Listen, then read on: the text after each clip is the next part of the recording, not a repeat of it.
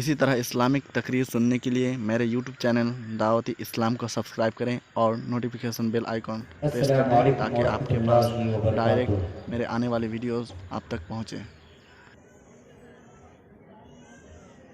ان الحمد للہ نحمده ونستعینه ونستغفره ونعوذ باللہ من شرور انفسنا ومن سیئات اعمالنا، من يهده الله فلا مضل له ومن يضلل فلا هادي له، وأشهد أن لا إله إلا الله وحده لا شريك له، وأشهد أن محمدا عبده ورسوله۔ يا أيها الذين آمنوا اتقوا الله حق تقاته ولا تموتن إلا وأنتم مسلمون۔ يا أيها الناس اتقوا ربكم الذي خلقكم من نفس واحدة وخلق منها زوجها وبث منهما رجالا كثيرا ونساء، واتقوا الله الذي تساءلون به والأرحام إن الله كان عليكم رقيبا۔ يا أيها الذين آمنوا اتقوا الله وقولوا قولا سديدا يصلح لكم أعمالكم ويغفر لكم ذنوبكم، ومن يطع الله ورسوله فقد فاز فوزا عظيما۔ أما بعد فإن خير الحديث كتاب الله، وخير الهدي هدي محمد صلى الله عليه وسلم، وشر الأمور محدثاتها وكل محدثة بدعة وكل بدعة ضلالة وكل ضلالة في النار۔ اعوذ باللہ من الشیطان الرجیم، بسم اللہ الرحمن الرحیم۔ ظہر الفساد فی البر والبحر بما کسبت ایدی الناس لیذیقہم بعد الذی عملوا لعلہم یرجعون۔ الآیہ۔ ہر قسم کی تعریفات، توصیفات، کبریائی، بڑائی اس اللہ رب العالمین کے لیے لائق و سزاوار ہے، زیبا ہے، جس نے ہمیں اور آپ کو اشرف المخلوقات بنایا، اور پھر جس نے ہماری اور آپ کی کامیابی و کامرانی کے لیے، ہماری اور آپ کی فلاح و بہبودگی کے لیے کم و بیش 1,00,000 انبیاء کرام کو اس دھرتی کے اندر مبعوث فرمایا۔ ان میں سے آخری رسول جناب محمد رسول اللہ صلی اللہ علیہ وسلم پر ہزار و ہزار درود و سلام نازل ہو، اللہم صلی علیہ وسلم بارک علیہ۔ اسٹیج پر تشریف فرما ہوئے نہایت ہی معزز صدر اجلاس، وہ اسٹیج پر تشریف فرما ہوئے اس علاقہ کے معزز و معکر علماء دین،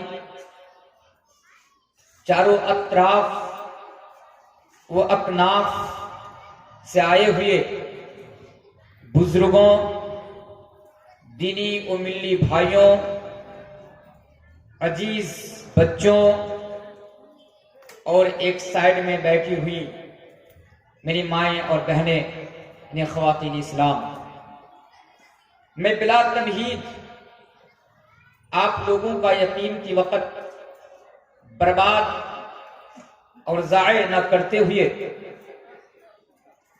انشاءاللہ تعالی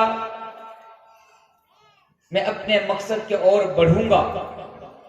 اس سے قبل میں چند باتیں عرض کر دینا مناسب سمجھتا ہوں۔ محترم سامعین، جیسا کہ ہم اور آپ بخوبی جانتے ہیں کہ یہ جو پروگرام ہے، ایک پروگرام 2 روزہ پروگرام ہے، یعنی 2 روز کے لیے رکھا گیا ہے، جن کا آج پہلا روزہ ہے، یعنی پہلا دن ہے۔ اور آج کل لوگوں کی یہ مینٹلٹی بن چکی ہے، لوگوں کی یہ سوچ بن چکی ہے کہ اگر پروگرام 2 دن کا ہو، 2 روزہ ہو، تو پہلا دن نہیں بلکہ ہمیں دوسرا دن جانا ہے۔ یہ لوگوں کی مینٹلٹی ہے، اور اس حساب سے اگر آپ دیکھیں گے تو دوسرے دن کے مناسبت سے پہلا دن میں جو ہے لوگوں کی تعداد اس سے کم ہوتی ہے۔ بہرحال تو محترم سامعین، جیسا کہ آپ جانتے ہیں کہ میں کٹیہار سے آپ کے یہاں تشریف لایا ہوں، اور میری شخصیت آپ لوگوں کے علاقے میں کسی تعارف کا محتاج نہیں ہے، وہ اس لیے کہ آپ کے علاقے میں بارہا میری حاضری ہوتی رہی ہے، اور گزشتہ سال یا اس سے پہلا سال آپ کی اسی جگہ پر میرا ایک پروگرام بھی ہوا تھا۔ تو آئیے میں دیر نہ کرتے ہوئے میں اپنے ٹاپک کی اور چلتا ہوں۔ تو میں آپ کو بتا دوں کہ آج میں جس عنوان کے اوپر میری گفتگو آپ لوگوں کے سامنے ہوگی، یعنی میں جس عنوان کے اوپر آج آپ لوگوں کے سامنے بات کروں گا، وہ ہمارے لیے اور آپ کے لیے نہایت ہی اہم ہے، یعنی بہت ہی امپورٹنٹ ہے۔ میرا عنوان کا نام ہے موجودہ حالات اور ہماری ذمہ داریاں۔ انشاءاللہ تعالی میں اپنی صلاحیت کے مطابق صحیح احادیث اور قرآن کو مد نظر رکھتے ہوئے اس ٹاپک کو آپ لوگوں کے سامنے ڈیفائن کروں گا، اور میں اپنے عنوان کو شروع کرنے کے لیے، موضوع کو شروع کرنے کے لیے قرآن کریم کے اندر سے سورۃ الروم کی وہ مشہور وہ معروف آیت میں نے آپ لوگوں کے سامنے پڑھی۔ آئیے اس کی طرف میں آپ کو لے کر چلتا ہوں۔ ظہر الفساد فی البر والبحر بما کسبت ایدی الناس لیذیقہم بعض الذی عملوا لعلہم یرجعون۔ اور لوگوں، اللہ تبارک و تعالیٰ فرماتا ہے ظہر الفساد فی البر والبحر بما کسبت ایدی الناس، اے لوگوں بحر و بر میں فساد اور بگاڑ ظاہر ہو گیا لوگوں کے اعمال کے سبب۔ اے لوگوں بحر و بر میں فساد اور بگاڑ ظاہر ہو گیا لوگوں کے اعمال کے سبب، لوگوں کے کرتوتوں کے سبب۔ لیذیقہم بعض الذی عملوا لعلہم یرجعون، اور وہ اس لیے کہ تاکہ اللہ تبارک و تعالی لوگوں کو ان کے گناہوں کا مزہ چکھائے، اور لوگ اللہ تبارک و تعالیٰ کی جانب انسان جو ہے رجوع ہو سکے۔ میں سمجھتا ہوں آپ لوگوں کو میری بات سمجھنے میں پریشانی ہو رہی ہے، آپ لوگ بے فکر ہیں، انشاءاللہ میں بہت آسان اردو آج آپ لوگوں کے سامنے بولنے والا ہوں، سمجھنے میں آپ لوگوں کو انشاءاللہ پریشانی نہیں ہوگی۔ تو آئیے یہ آیت جو ہے قرآن کریم کے اندر اس وقت نازل ہوتے ہیں، مفسرین کرام لکھتے ہیں کہ اللہ کے پیارے رسول جناب محمد رسول اللہ صلی اللہ علیہ وسلم کے زمانے میں، اور بالتحدید عہد مکی میں، ایران اور روم جو وقت کے 2 سپر پاور طاقتیں تھیں، ان دونوں کے بیچ یعنی ایران اور روم کے بیچ بڑی خونریز جنگ ہو رہی تھی، تو جس کے پس منظر میں یہ آیت اللہ تبارک و تعالیٰ نے نازل کی۔ اب آپ مجھ سے سوال کر سکتے ہیں کہ مولانا تنویر صاحب، آپ نے اس آیت کے ذریعے سے آپ نے اپنے عنوان کی شروعات کیوں کی؟ تو محترم سامعین، میں آپ کو جواب میں بتاؤں گا کہ آج جو دنیا کا منظرنامہ ہے، آج جو دنیا کے حالات ہے، یہ اس سے مختلف نہیں ہے۔ جیسا کہ ہم اور آپ جانتے ہیں کہ پوری دنیا کے اندر، بات کو سمجھیے گا، پوری دنیا کے اندر، میں ہندوستان کی بات نہیں کرتا ہوں، حالانکہ بہت سارے لوگ میرے اوپر یہ الزام لگا دیتے ہیں کہ مولوی تنویر ہمیشہ راجنیتی کی بات کرتے ہیں، مولوی تنویر عالم پارٹی کی بات کرتے ہیں۔ جی نہیں، میں نے کبھی بھی راجنیتک یا کسی پارٹی کے تعلق سے کوئی بات نہیں کہی، اس لیے میں آپ کو پہلے بتا دیتا ہوں، صرف میں ہندوستان کی بات نہیں کر رہا ہوں، پوری دنیا کی میں آپ کے سامنے بات کر رہا ہوں کہ پوری دنیا کے اندر آج امت مسلمہ اپنی تاریخ کے نازک ترین دور سے گزر رہی ہے، چاہے ہم ملک کی سطح کی بات کریں یا عالمی سطح کی بات کریں۔ آج انسانی خون کی ارزانی، شفافی، بربریت، قتل و غارت گری کا ماحول ہے، جن کی جانب نبی کریم صلی اللہ علیہ وسلم نے احادیث کے اندر ہمیں اور آپ کو اشارہ فرما دیا تھا۔ آج ایک حدیث پڑھ لوں، پھر انشاءاللہ آپ کو دھیرے دھیرے آگے لے کر جاؤں گا۔ آج دنیا کے حالات کو سامنے رکھیے کہ انسان کی خون کو پانی کی طرح بہایا جا رہا ہے۔ آج دنیا کے حالات کیا ہے وہ ہمارے اور آپ کے سامنے ہے کہ آج بے گناہوں کے، معصوموں کے خون کو پانی کی طرح بہا دیا جاتا ہے، جس کی طرف اللہ کے پیارے رسول جناب محمد رسول اللہ پڑھیے صلی اللہ علیہ وسلم نے 1400 سال پہلے ارشاد فرما دیا تھا۔ بالکل صحیح حدیث ہے، اے لوگوں، نبی کریم جناب محمد رسول اللہ صلی اللہ علیہ وسلم نے 1400 سال پہلے فرمایا، اے میری امت کے لوگوں، ایک ایسا دور تمہارے سامنے آئے گا، یا اس کو میں اس طرح کہہ دوں، نبی نے فرمایا لوگوں، قیامت اس وقت تک قائم نہیں ہوگی، یعنی قیامت اس وقت تک قائم نہیں ہوگی، قیامت اس وقت تک نہیں آئیں گی جب تک پوری دنیا کے اندر حرج عام نہ ہو جائے گا، حرج زیادہ نہ ہو جائے گا، حرج عام ہو جائے گا۔ صحابہ نے پوچھا، یا رسول اللہ، یا اللہ کے رسول، آپ بتا دیجئے کہ حرج کسے کہتے ہیں؟ اے اللہ کے رسول، آپ جو بتا رہے ہیں کہ قیامت اس وقت تک قائم نہیں ہوں گی، قیامت اس وقت تک نہیں آئیں گی جب تک کہ حج پوری دنیا کے اندر عام نہ ہو جائے گا، تو اے نبی آپ بھی بتا دیجئے حج سے کیا مراد ہے، حج کسے کہتے ہیں؟ تو نبی کریم صلی اللہ علیہ وسلم نے حج کی تفسیر قتل سے کی اور فرمایا لوگوں تم دیکھو گے کہ قیامت آنے سے پہلے یعنی پوری دنیا کے اندر قتل عام ہو جائے گا، قتل و غارت گری کا ماحول ہوگا، ایک انسان دوسرے انسان کے خون کو پانی کی طرح بہا دے گا، انسانی خون کو سمندر کے پانی کی طرح بہا دیا جائے گا، دریا کے پانی کی طرح بہا دیا جائے گا۔ تو نبی کی اس حدیث کو سامنے رکھیے اور پوری دنیا کا منظر ہمارے سامنے، آپ کے سامنے ہے، اس حدیث کو ذرا آپ ملا کر دیکھیے اور آپ کو آگے لے کر چلتا ہوں۔ ایک حدیث میں آپ کے سامنے پڑھ کر جانا چاہتا ہوں۔ حدیث آپ کو کہاں ملیں گی؟ جو حدیث میں بھی آپ لوگوں کے سامنے پڑھنے جا رہا ہوں، یہ حدیث آپ کو ابو داؤد کے اندر ایک باب ہے کہ کتاب الفتن کے اندر آپ کو یہ حدیث مل جائیں گی، اور حدیث کے راوی ہے حضرت ثوبان رضی اللہ تعالیٰ عنہ۔ میں نے پہلے بتایا دنیا کے حالات اور ہماری ذمہ داری تو بتاؤں گا آپ کو، لیکن ذرا دنیا کے حالات کو آپ اپنے سامنے رکھیے اور حدیث کو ذرا آپ اپنے سامنے رکھیے۔ میرے سامنے بیٹھے ہوئے کئی اور نوجوانوں، نبی نے جو 1400 سال پہلے ہمارے سامنے آپ کے سامنے جو حدیث بیان کیے تھے، آپ ان حدیث کو آپ اپنے سامنے رکھیے، اور ابھی جو دنیا کا منظرنامہ ہے، ابھی جو دنیا کے حالات ہے، دنیا کے حالات کو آپ اپنے سامنے رکھیے تو آپ کو پتا چلے گا کہ نبی کریم صلی اللہ علیہ وسلم نے 1400 سال پہلے جو بتائے تھے، آج وہ بات حقیقت بن کر آج ہمارے اور آپ کے سامنے موجود ہے۔ نبی نے فرمایا تھا، اے لوگوں، ایک ایسا زمانہ تمہارے سامنے آئے گا، ایک ایسا دور تمہارے سامنے آئے گا کہ تم دیکھو گے کہ دشمن قوم تمہارے اوپر ٹوٹ پڑیں گی۔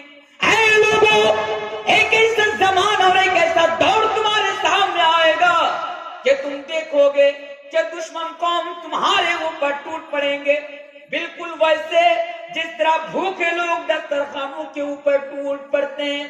اور لوگوں، اللہ کے پیارے رسول جناب محمد رسول اللہ صلی اللہ علیہ وسلم پر قربان جائیے، نبی کریم صلی اللہ علیہ وسلم نے دسترخوان کے ساتھ تشبیہ دی کہ ایک بھوکا لوگ جس طرح دسترخوانوں کے اوپر ٹوٹ پڑتے ہیں، ایک بھوکا لوگ جس طرح دسترخوانوں کے اوپر ٹوٹ پڑتے ہیں، ایک ایسا زمانہ تمہارے سامنے آئے گا کہ دشمن قوم ویسے ہی تمہارے سامنے ٹوٹ پڑیں گے۔ اے مسلمانوں، تمہیں آتنکواد کہہ کر ماریں گے، تمہیں دہشت گرد کہہ کر ماریں گے، تمہیں تمہیں ماب لنچنگ کر کر ماریں گے، تمہیں لب جہاد کے نام پر ماریں گے، پتہ نہیں تم کو کن کن چیزوں کے نام پر ماریں گے۔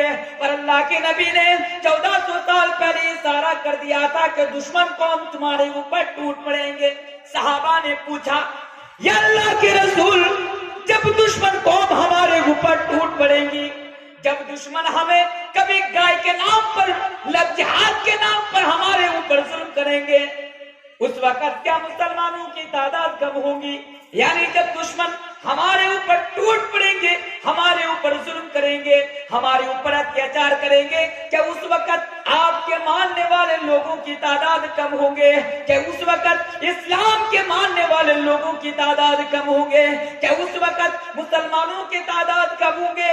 تو اللہ کے پیارے رسول جناب محمد رسول اللہ صلی اللہ علیہ وسلم نے فرمایا نہیں، اس وقت تمہاری تعداد کم نہیں ہوگی، بلکہ دشمنوں کے دلوں سے تمہارا رعب و دبدبا نکال دیا جائے گا، دشمن کے دلوں سے، دشمن کے ہارٹ سے، دشمن کے قلوب سے تمہارا ڈر، تمہارا بھائی نکال دیا جائے گا، اور تم سمندر کے پانی کا جو جھاگ ہوتا ہے، سمندر کے اوپر جو پانی کا بلبلا ہوتا ہے، تم اس بلبلا کے مانند ہو جاؤ گے، جھاگ کے مانند ہو جاؤ گے، یعنی تمہارا کوئی مقام نہیں ہوگا، تمہاری کوئی حیثیت نہیں ہوگی، تمہارا کوئی دم نہیں ہوگا، تم بے دم ہو جاؤ گے۔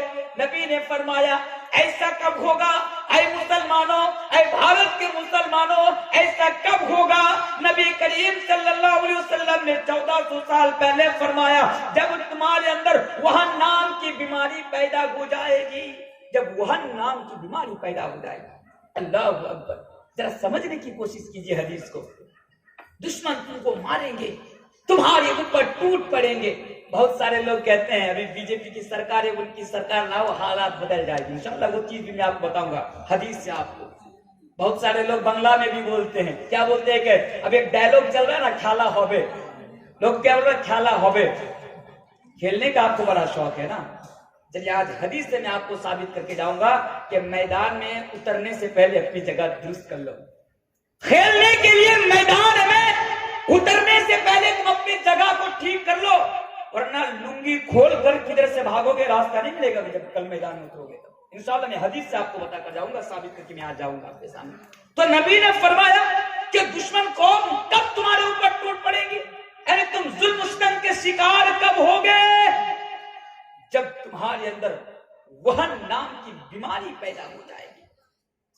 صحابہ نے پوچھا، سوال کرنے والوں نے پوچھا اے اللہ کے رسول آپ ذرا وضاحت کر دیجئے، اے اللہ کے رسول آپ نے یہ بیان فرمایا کہ جب وہن بیماری پیدا ہو جائے گی تمہارے اندر تو دشمن قوم تمہارے اوپر ٹوٹ پڑیں گے۔ وہن بیماری کسے کہتے ہیں؟ وہن کسے کہتے ہیں؟ تو نبی کریم جناب محمد رسول اللہ صلی اللہ علیہ وسلم نے بیان فرمایا حب الدنیا و کراہیت الموت، جب تمہارے اندر دنیا کی محبت پیدا ہو جائے گی اور موت سے نفرت پیدا ہو جائے گی، جب تمہارے اندر دنیا کی محبت پیدا ہو جائے گی تب سمجھ لینا کہ دشمن قوم تمہارے اوپر ٹوٹ پڑیں گے۔ آج دنیا کی محبت پیدا ہوئی ہے کہ نہیں ہوئی ہے؟ یہاں پر ایک حدیث میں نے آپ کے سامنے بتا دی۔ آج ہم ظلم و ستم کے شکار کیوں ہیں؟ آج ہمارے اوپر ظلم کیوں کیا جا رہا ہے؟ اس کی بہت بڑی وجہ یہ ہے کہ آج ہمارے اندر، آپ کے اندر دنیا کی محبت پیدا ہو گئی، دنیا کی محبت۔ آج کیسے مسلمان ہے نا، دنیا دار مسلمان بن چکے، اللہ معاف کرے، دنیا دار مسلمان ہے۔ تو مسلمانوں اس بات کو عام کر دو کہ اگر آج ہندوستان مسلمانوں کے اوپر، پوری دنیا کے مسلمانوں کے اوپر اگر آج ظلم و ستم کے پہاڑ توڑا جا رہا ہے، اس کی بہت بڑی وجہ اور بہت بڑی کارن یہ ہے کہ آج مسلمان دنیا پرست بن چکے ہیں۔ آج ایک حدیث میں نے آپ کے سامنے سنا ہے نا، ایک چیز یاد کر رکھیے گا، بہت سارے لوگ کہتے ہیں کہ ہندوستان میں ہم مسلمان مائنورٹی ہیں، ہندوستان میں مسلمانوں کی تعداد کم ہے کہ زیادہ ہے؟ بھائی بولیے ذرا جواب دیجیے گا، کم ہے نا ہندوستان میں مسلمانوں کی تعداد؟ تو لوگ کہتے ہیں کہ ہندوستان میں مسلمانوں کی تعداد کم ہے اس لیے مسلمانوں پر ظلم ہو رہا ہے۔ بالکل غلط بات ہے، بالکل غلط بات ہے۔ دیکھیے جب ایمان کمزور ہو جائے نا تو تعداد زیادہ ہو یا تعداد کم ہو کوئی معنی نہیں رکھتی۔ میری بات کو سمجھنے کی کوشش کیجیے گا، ایک پوائنٹ کی بات میں آپ کو بتا کر جا رہا ہوں۔ پوائنٹ کی بات کیا ہے کہ جب انسان کے اندر ایمان میں کمی آ جائے، انسان کے اندر ایمان کمزور ہو جائے، تو تعداد زیادہ ہو یا تعداد کم ہو، تعداد کوئی معنی نہیں رکھتی ہے۔ ایک مثال میں آپ کو دوں گا، ایک مثال ہے، اللہ کے پیارے رسول جناب محمد رسول اللہ صلی اللہ علیہ وسلم کے زمانے میں ایک لڑائی لڑی گئی تھی۔ تاریخ کی بات بتا رہا ہوں۔ اچھا، کوئی بتا سکتے ہیں کہ جنگ حنین کے بارے میں، کہ جنگ حنین کب لڑی گئی تھی، جنگ حنین کی جنگ کب ہوئی تھی؟ ہمیں اسلامی تاریخ کے بارے میں کوئی آئیڈیا نہیں ہے۔ اللہ کے رسول کے زمانے میں جو لڑائیاں ہوئی، اللہ کے رسول کے زمانے میں جو جنگیں ہوئی، اللہ کے رسول کے زمانے میں دشمنوں کے ساتھ جو غزوات ہوئے، ہم ان کے بارے میں نالج نہیں رکھتے ہیں۔ کچھ دن پہلے ایک نوجوان نے سوشل میڈیا میں پوسٹ کر دیا کہ I am big fan of Salman Khan, کہ میں سلمان خان کا بہت بڑا فین ہوں۔ سلمان خان کے بارے میں سمجھتے ہیں نا سب پہچان گے سلمان خان کو۔ تو انہوں نے پوسٹ کر دیا سوشل میڈیا میں، فیس بک میں، کہ میں سلمان خان کو I am a big fan of Salman Khan, میں سلمان خان کا بہت بڑا فین ہوں۔ تو کچھ لوگوں نے کمنٹ باکس میں کمنٹ کر دیا کہ اچھا بتاؤ کہ تم سلمان خان کا جو فین ہونے کا دعویٰ کر رہے ہو، تو بتاؤ وجہ کیا ہے کہ تم بول رہے ہو میں سلمان خان کا بہت بڑا فین ہوں؟ تو وہ نوجوان بتا رہا ہے کہ میں سلمان خان کے کم سے کم 50 مووی کا نام ایک سانس میں بول سکتا ہوں۔ اللہ اکبر، 50 مووی کی ہسٹری میں بیٹھے بیٹھے بتا سکتا ہوں، میں سلمان خان کا اتنا بڑا فین ہوں۔ تو ہمیں فلموں کے بارے میں پتا ہوتا ہے، ہمیں گانوں کے بارے میں پتا ہوتا ہے، لیکن اللہ کے رسول کے زمانے میں جو لڑائیاں ہوئی، اللہ کے رسول کے زمانے میں جو دشمنوں کے ساتھ مسلمانوں کی جنگیں ہوئی، ان جنگوں کے بارے میں آج ہمارے پاس، رات کے پاس کوئی نالج نہیں ہے۔ تو میرے بھائیوں، میں جو بتا رہا کہ تعداد کم ہو یا زیادہ ہو، تعداد معنی نہیں رکھتی۔ میں مثال دے کر جا رہا ہوں اور دلیل کے طور پر اس بات کو میں کہہ کر جا رہا ہوں کہ اللہ کے پیارے رسول کے زمانے میں لڑائی لڑی گئی تھی، جس لڑائی کا نام غزوہ حنین یا غزوہ حوازن کے نام سے جانتے، غزوہ حنین یا غزوہ حوازن کے نام سے جانتے۔ تو اس لڑائی میں مسلمانوں کی 12,000 تعداد تھی۔ کتنی تعداد تھی مسلمانوں کی؟ اللہ اکبر، 12,000 مسلمانوں کی تعداد تھی۔ سفیر الرحمن المبارک پوری اپنی کتاب رحیق المختوم کے اندر لکھتے ہیں کہ 12,000 میں سے مسلمانوں کی تعداد دشمنوں کے ساتھ لڑنے کے لیے جا رہے ہیں۔ مسلمانوں کی تعداد کتنی؟ 12,000 مسلمانوں کی تعداد۔ 12,000 میں سے 2,000 نیا اسلام قبول کیے تھے، 9 مسلم تھے۔ اب ذرا دیکھیے، اب 12,000 مسلمان 12,000 کا لشکر لے کر اللہ کے پیارے رسول جناب محمد رسول اللہ صلی اللہ علیہ وسلم دشمنوں کے ساتھ مقابلہ کرنے کے لیے، قبیلہ ثقیف اور قبیلہ حوازن کے لوگوں کے ساتھ لڑائی کرنے کے لیے میدان میں اتر پڑتے ہیں۔ 12,000 میں سے چند لوگ یہ کہہ دیتے ہیں کہ آج مسلمانوں کی اتنی تعداد ہے، مسلمانوں کی 12,000 تعداد ہے، آج دشمنوں کی اینٹ سے اینٹ بجا دیں گے۔ جب مسلمانوں نے اپنی تعداد کے اوپر اعتبار کر لیا، جب مسلمانوں نے اللہ سے زیادہ اپنے تعداد کے اوپر، اپنے لشکر کے اوپر اعتبار کر لیا اور فخر کر لیا، تو اللہ کو یہ بات پسند نہ آئی۔ اب دیکھیے ماجرا کیا ہوتا ہے، حالات کیا ہوتی ہے مسلمانوں کی۔ جب مسلمان غزوہ یعنی میدان وادی حنین میں پہنچتا ہے، مسلمانوں نے یہ کر لیا، مسلمانوں نے فخر کر لیا کہ آج ہم دشمنوں کی اینٹ سے اینٹ بجا کر رکھ دیں گے، آج ہم لوگ دشمنوں کی اینٹ بجا دیں گے۔ وہ کیسے بجا دیں گے کہ آج مسلمانوں کی تعداد بہت زیادہ ہے۔ جب مسلمان وادی حنین میں پہنچتے ہیں، دشمنوں کے ساتھ مقابلہ کرنے کے لیے میدان میں پہنچتے ہیں، اللہ اللہ ذرا دیکھیں کیا حالت ہوتی ہے مسلمانوں کی کہ جو قبیلہ ثقیف اور قبیلہ حوازن کے لوگ تھے، یہ تیر چلانے میں بڑے ماہر تھے۔ جب ان لوگوں نے پہاڑ کے اوپر سے تیر چلانا شروع کر دیا، جب دشمنوں نے پہاڑ کے اوپر سے تیر سے مسلمانوں کے سینوں پر حملہ کرنا شروع کر دیا، مسلمان جنگ میدان کو چھوڑنے پر مجبور ہو گیا، مسلمانوں کا لشکر کتر پتر ہو کر رہ گیا، مسلمان میدان جنگ کو چھوڑ کر بھاگنے لگا۔ سفیر الرحمن المبارک پوری اپنی کتاب کے اندر لکھتے ہیں کہ 12,000 مسلمانوں کی تعداد ہے، 12,000 میں سے سارے کے سارے میدان جنگ کو چھوڑ کر بھاگ رہے ہیں۔ اس میدان کے اندر یعنی وادی حنین کے اندر اللہ کے پیارے رسول جناب محمد رسول اللہ صلی اللہ علیہ وسلم بھی موجود ہے۔ جب اللہ کے نبی نے دیکھا کہ مسلمان میدان جنگ کو چھوڑ کر بھاگ رہے ہیں، مسلمان دشمنوں کے تیر کا مقابلہ نہیں کر پا رہے ہیں تو اللہ کے نبی نے آواز لگائی اور زور سے کہا اور لوگوں انن نبی اللہ کذب، اور لوگوں انن نبی اللہ کذب، اور لوگوں تم کہاں بھاگ رہے ہو، اور مسلمانوں تم کہاں بھاگ رہے ہو، میں نبی ہوں اور ایک میں کوئی جھوٹا نہیں ہوں، میں نبی ہوں، میں کوئی جھوٹا نبی نہیں ہوں، میں نبی ہوں، یہ کوئی جھوٹی بات نہیں ہے، وہ انا ابن عبد المطلب، اور میں عبد المطلب کا بیٹا ہوں۔ جب اللہ کے نبی نے آواز لگائی، جب مسلمانوں کے کانوں میں اللہ کے نبی کی آواز پڑی تو سارے مسلمان گھوم کر آئے۔ تو یہ واقعہ میں نے آپ لوگوں کے سامنے کیوں ذکر کیا؟ اگر آپ میری بات سمجھ رہے ہیں اس پوائنٹ کو بھی ذرا آپ سمجھ لیجئے کہ مسلمانوں کی تعداد 12,000، لیکن ان لوگوں نے اللہ سے زیادہ اپنے تعداد کے اوپر یقین کر لیا تھا۔ یہ ایمان کی کمزوری ہے، اس لیے میں بتا کر جا رہا ہوں کہ اگر تعداد زیادہ ہو یا کم ہو، تعداد کوئی معنی نہیں رکھتی ہو اگر آپ کے اندر ایمان کمزور ہو جائے۔ اگر آج ہمارے اوپر ظلم و ستم کے پہاڑ توڑا جا رہا ہے، اس کی بہت بڑی وجہ یہ ہے کہ آج مسلمانوں کے اندر سے ایمان کمزور ہو گیا۔ ورنہ بتائیے مجھے، کیا مسلمانوں کی تعداد کم ہے؟ آج پوری دنیا کے اندر مسلمانوں کو مارا جا رہا ہے، پوری دنیا کے اندر آج مسلمانوں پر اور اتیاچار کیا جا رہا ہے، اور آبادی دیکھیے مسلمانوں کا، مسلمانوں کی پاپولیشن دیکھیے، مسلمانوں کی آبادی، مسلمانوں کی تعداد پوری دنیا کے اندر دوسرے نمبر پر آتی ہے، یاد رکھا جائے گا، دوسرے نمبر پر۔ اس کے باوجود بھی پوری دنیا کے اندر ذلیل قوم یہ مسلمان ہے۔ دیکھیے سوال یہ پیدا نہیں ہے، سوال یہ میں آپ سے نہیں کرنا چاہتا ہوں کہ آج ہمیں کیوں مارا جا رہا ہے مسلمان ہونے کے نام پر، لیکن جواب یہ ہے کہ ایسے حالات بنتے کیوں ہیں۔ دیکھیں آج جو ہم اور آپ ہندوستانی مسلمان ہیں نا، ہندوستان کے اندر ہمارے اور آپ کی کیا حالات ہیں ہم اچھی طرح جانتے ہیں۔ میں ہندوستان کے حالات کے بارے میں کیا تشبیہ کسی کروں، آج میں اپنی حالات کی بات کروں گا، کل میڈیا والے اخباروں میں یہ سرخیاں چلا دیں گے کہ اے دیکھو اور ایک آتنکوادی نکل آیا مولانا تنویر عالم کے نام سے، میڈیا والے ہیڈنگ چلا دیں گے۔ اگر اپنے حالات کی بات کروں گا تو حالات کی بات میں نہیں کروں گا۔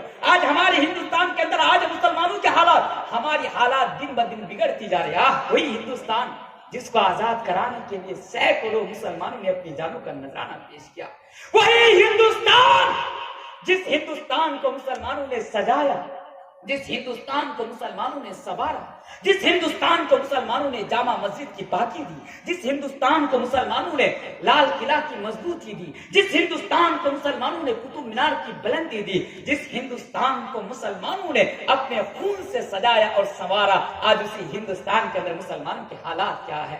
ذرا بولیے میرے پیارے ساتھیو۔ آج ہمیں ہی کبھی آتنکواد کے نام پر، کبھی NRC کے نام پر، کبھی CA کے نام پر نکلنے کی بات کہی جا رہی ہے۔ اس لیے میں ہندوستان کے حالات کی تصویر کسی میں آپ کے سامنے نہیں کروں گا، میں اپنی ذمہ داری کی بات کروں گا کہ حالات کو ہم کیسے درست کر سکتے ہیں۔ ایک بات تو ابھی اٹھ کر سامنے آئی، وسیم رضوی نام سنے آپ لوگ؟ وسیم رضوی کا یہ کون ہے؟ مسلمان ہے۔ وسیم رضوی کون ہے؟ مسلمان نہیں ہے، معاف کیجیے گا، لیکن وہ خود کو مسلمان ہونے کا دعویٰ کرتا ہے۔ ہماری سی ہندوستان کے اندر، حالانکہ ہمارا سنویدھان، ہمارے دیش کا قانون جو دستور ہے، ہمیں اپنے دھرم کے اوپر، اپنے مذہب کے اوپر عمل کرنے کی پوری طرح آزادی دیتے ہیں، لیکن آج وہی وسیم رضوی ایک مسلمان ہو کر ذرا دیکھیے ان شیطان کے کرتوت کو کہ وہ کورٹ میں جا کر پیٹیشن دائر کرتے، پیٹیشن داخل کرتے۔ پیٹیشن کیا ہے؟ کہ قرآن کے اندر سے 26 آیتوں کو ہٹا دینا چاہیے۔ اللہ اکبر، قرآن کے اندر سے 26 آیتوں کو ہٹا دینی چاہیے۔ کیوں قرآن کے اندر سے 26 آیتیں کیوں ہٹانی چاہیے؟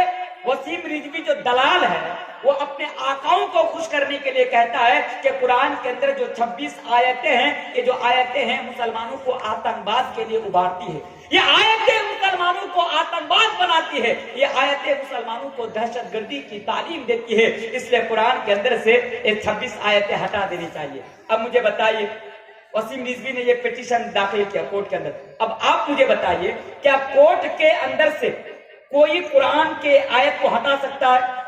ذرا جواب دے کر مجھے بتائیے گا، ہٹا سکتے ہیں؟ ہٹا نہیں سکتے ہیں۔ کیوں؟ اس لیے کہ اللہ تبارک و تعالیٰ نے قرآن کے حفاظت کی ذمہ لے رکھا ہے اور فرمایا ہے اِنَّا نَحْنُ نَزَّلْنَا الذِّكْرَ وَإِنَّا لَهُ لَحَافِظُونَ۔ ارے ایک وسیم رضوی کیا، اگر ہزار وسیم رضوی ہمارے دیش میں پیدا ہو جائے اور قرآن کی ایک آیت کو مٹانا بڑی دور کی بات ہے، ایک آیت کو ہٹانا بڑی دور کی بات ہے، اگر ایک نقطہ کو بھی ہٹانا چاہے تو ہٹا سکتے ہیں؟ وہ بالکل بھی ہٹا نہیں سکتے. تو میں حالات کی بات میں آپ کے سامنے بتا رہا تھا کہ آج ایسے حالات کیوں بنی. ایک بات ہمیشہ یاد رکھے گا، حالات ہمیشہ ہمارے رات کے اعمال سے بنتے ہیں. ہمارے اعمال جیسے ہوں گے ہالات ویسے ہوں گے. ہمارے اعمال اچھے ہوں گے ہمارے حالات اچھے ہوں گے. اگر ہمارے اعمال بگڑ جائیں گے تو ہمارے حالات بھی بگڑ جائیں گے. اگر آج ہندوستانی مسلمانوں کی حالات بگڑی ہے تو اس کے پیچھے بہت بڑی وجہ یہ ہے کہ آج مسلمانوں کا اعمال بگڑ گیا. تاریخ کے اندر ایک بہت بڑا خون ریز انسان، ظالم بادشاہ، اس کا نام تھا حجاج بن یوسف. اور لوگوں، وہ ہندوستان کے مسلمانوں ذرا اس واقعہ کو بھی سن لو. تاریخ کے اوراق کے اندر، تاریخ کی کتابوں کے اندر حجاج بن یوسف ایک بہت بڑا ظالم بادشاہ تھا. حجاج بن یوسف اپنے لوگوں کے اوپر ظلم کیا کرتا تھا. حجاج بن یوسف اپنے رعایا کے اوپر ظلم کیا کرتا تھا، انہیں پریشان کیا کرتا تھا، انہیں ستایا کرتا تھا. اور لوگوں، حجاج بن یوسف کے بارے میں شکایت لے کر جب لوگ امام حسن بصری رحمت اللہ علیہ کے پاس پہنچے، امام صاحب کے پاس پہنچنے کے بعد کہا، یہ امام صاحب، حجاج بن یوسف کے ظلم کی انتہا ہو گئی. حجاج بن یوسف ہمارے اوپر ظلم کر رہے ہیں، حجاج بن یوسف ہمارے اوپر اتیاچار کر رہے ہیں. اے امام صاحب ذرا بتائیے کہ ہم لوگ کیا کریں. امام حسن بصری رحمت اللہ علیہ نے جواب دیا کہ اے لوگوں، یہ حجاج بن یوسف کے بارے میں شکایت لے کر آنے والوں ذرا کان کھول کر سن لو. اگر آج حجاج بن یوسف جیسا ظالم بادشاہ تمہارے اوپر مسلط ہے تو یہ تمہارے گناہوں کی وجہ سے، یہ تمہارے یعنی قرآن اور حدیث سے دوری کی وجہ سے اللہ تبارک و تعالیٰ نے حجاج بن یوسف جیسا ظالم بادشاہ کو تمہارے اوپر مسلط کر دیا. او ہندوستان کے مسلمانوں، اس واقعہ کو سامنے رکھو.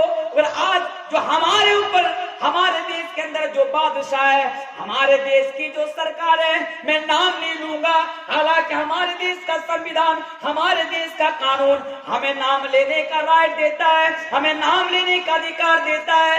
لیکن اگر آج بھی مولوی تنویر عالم نام لے لیے، میرے پیارے ساتھیوں، پتہ نہیں کس طرف سے میرے اوپر الزامات لگا دیے جائیں گے. اس لیے میں کسی کا نام لیے بغیر اشارت میں آپ کو سمجھا کر جانا چاہتا ہوں.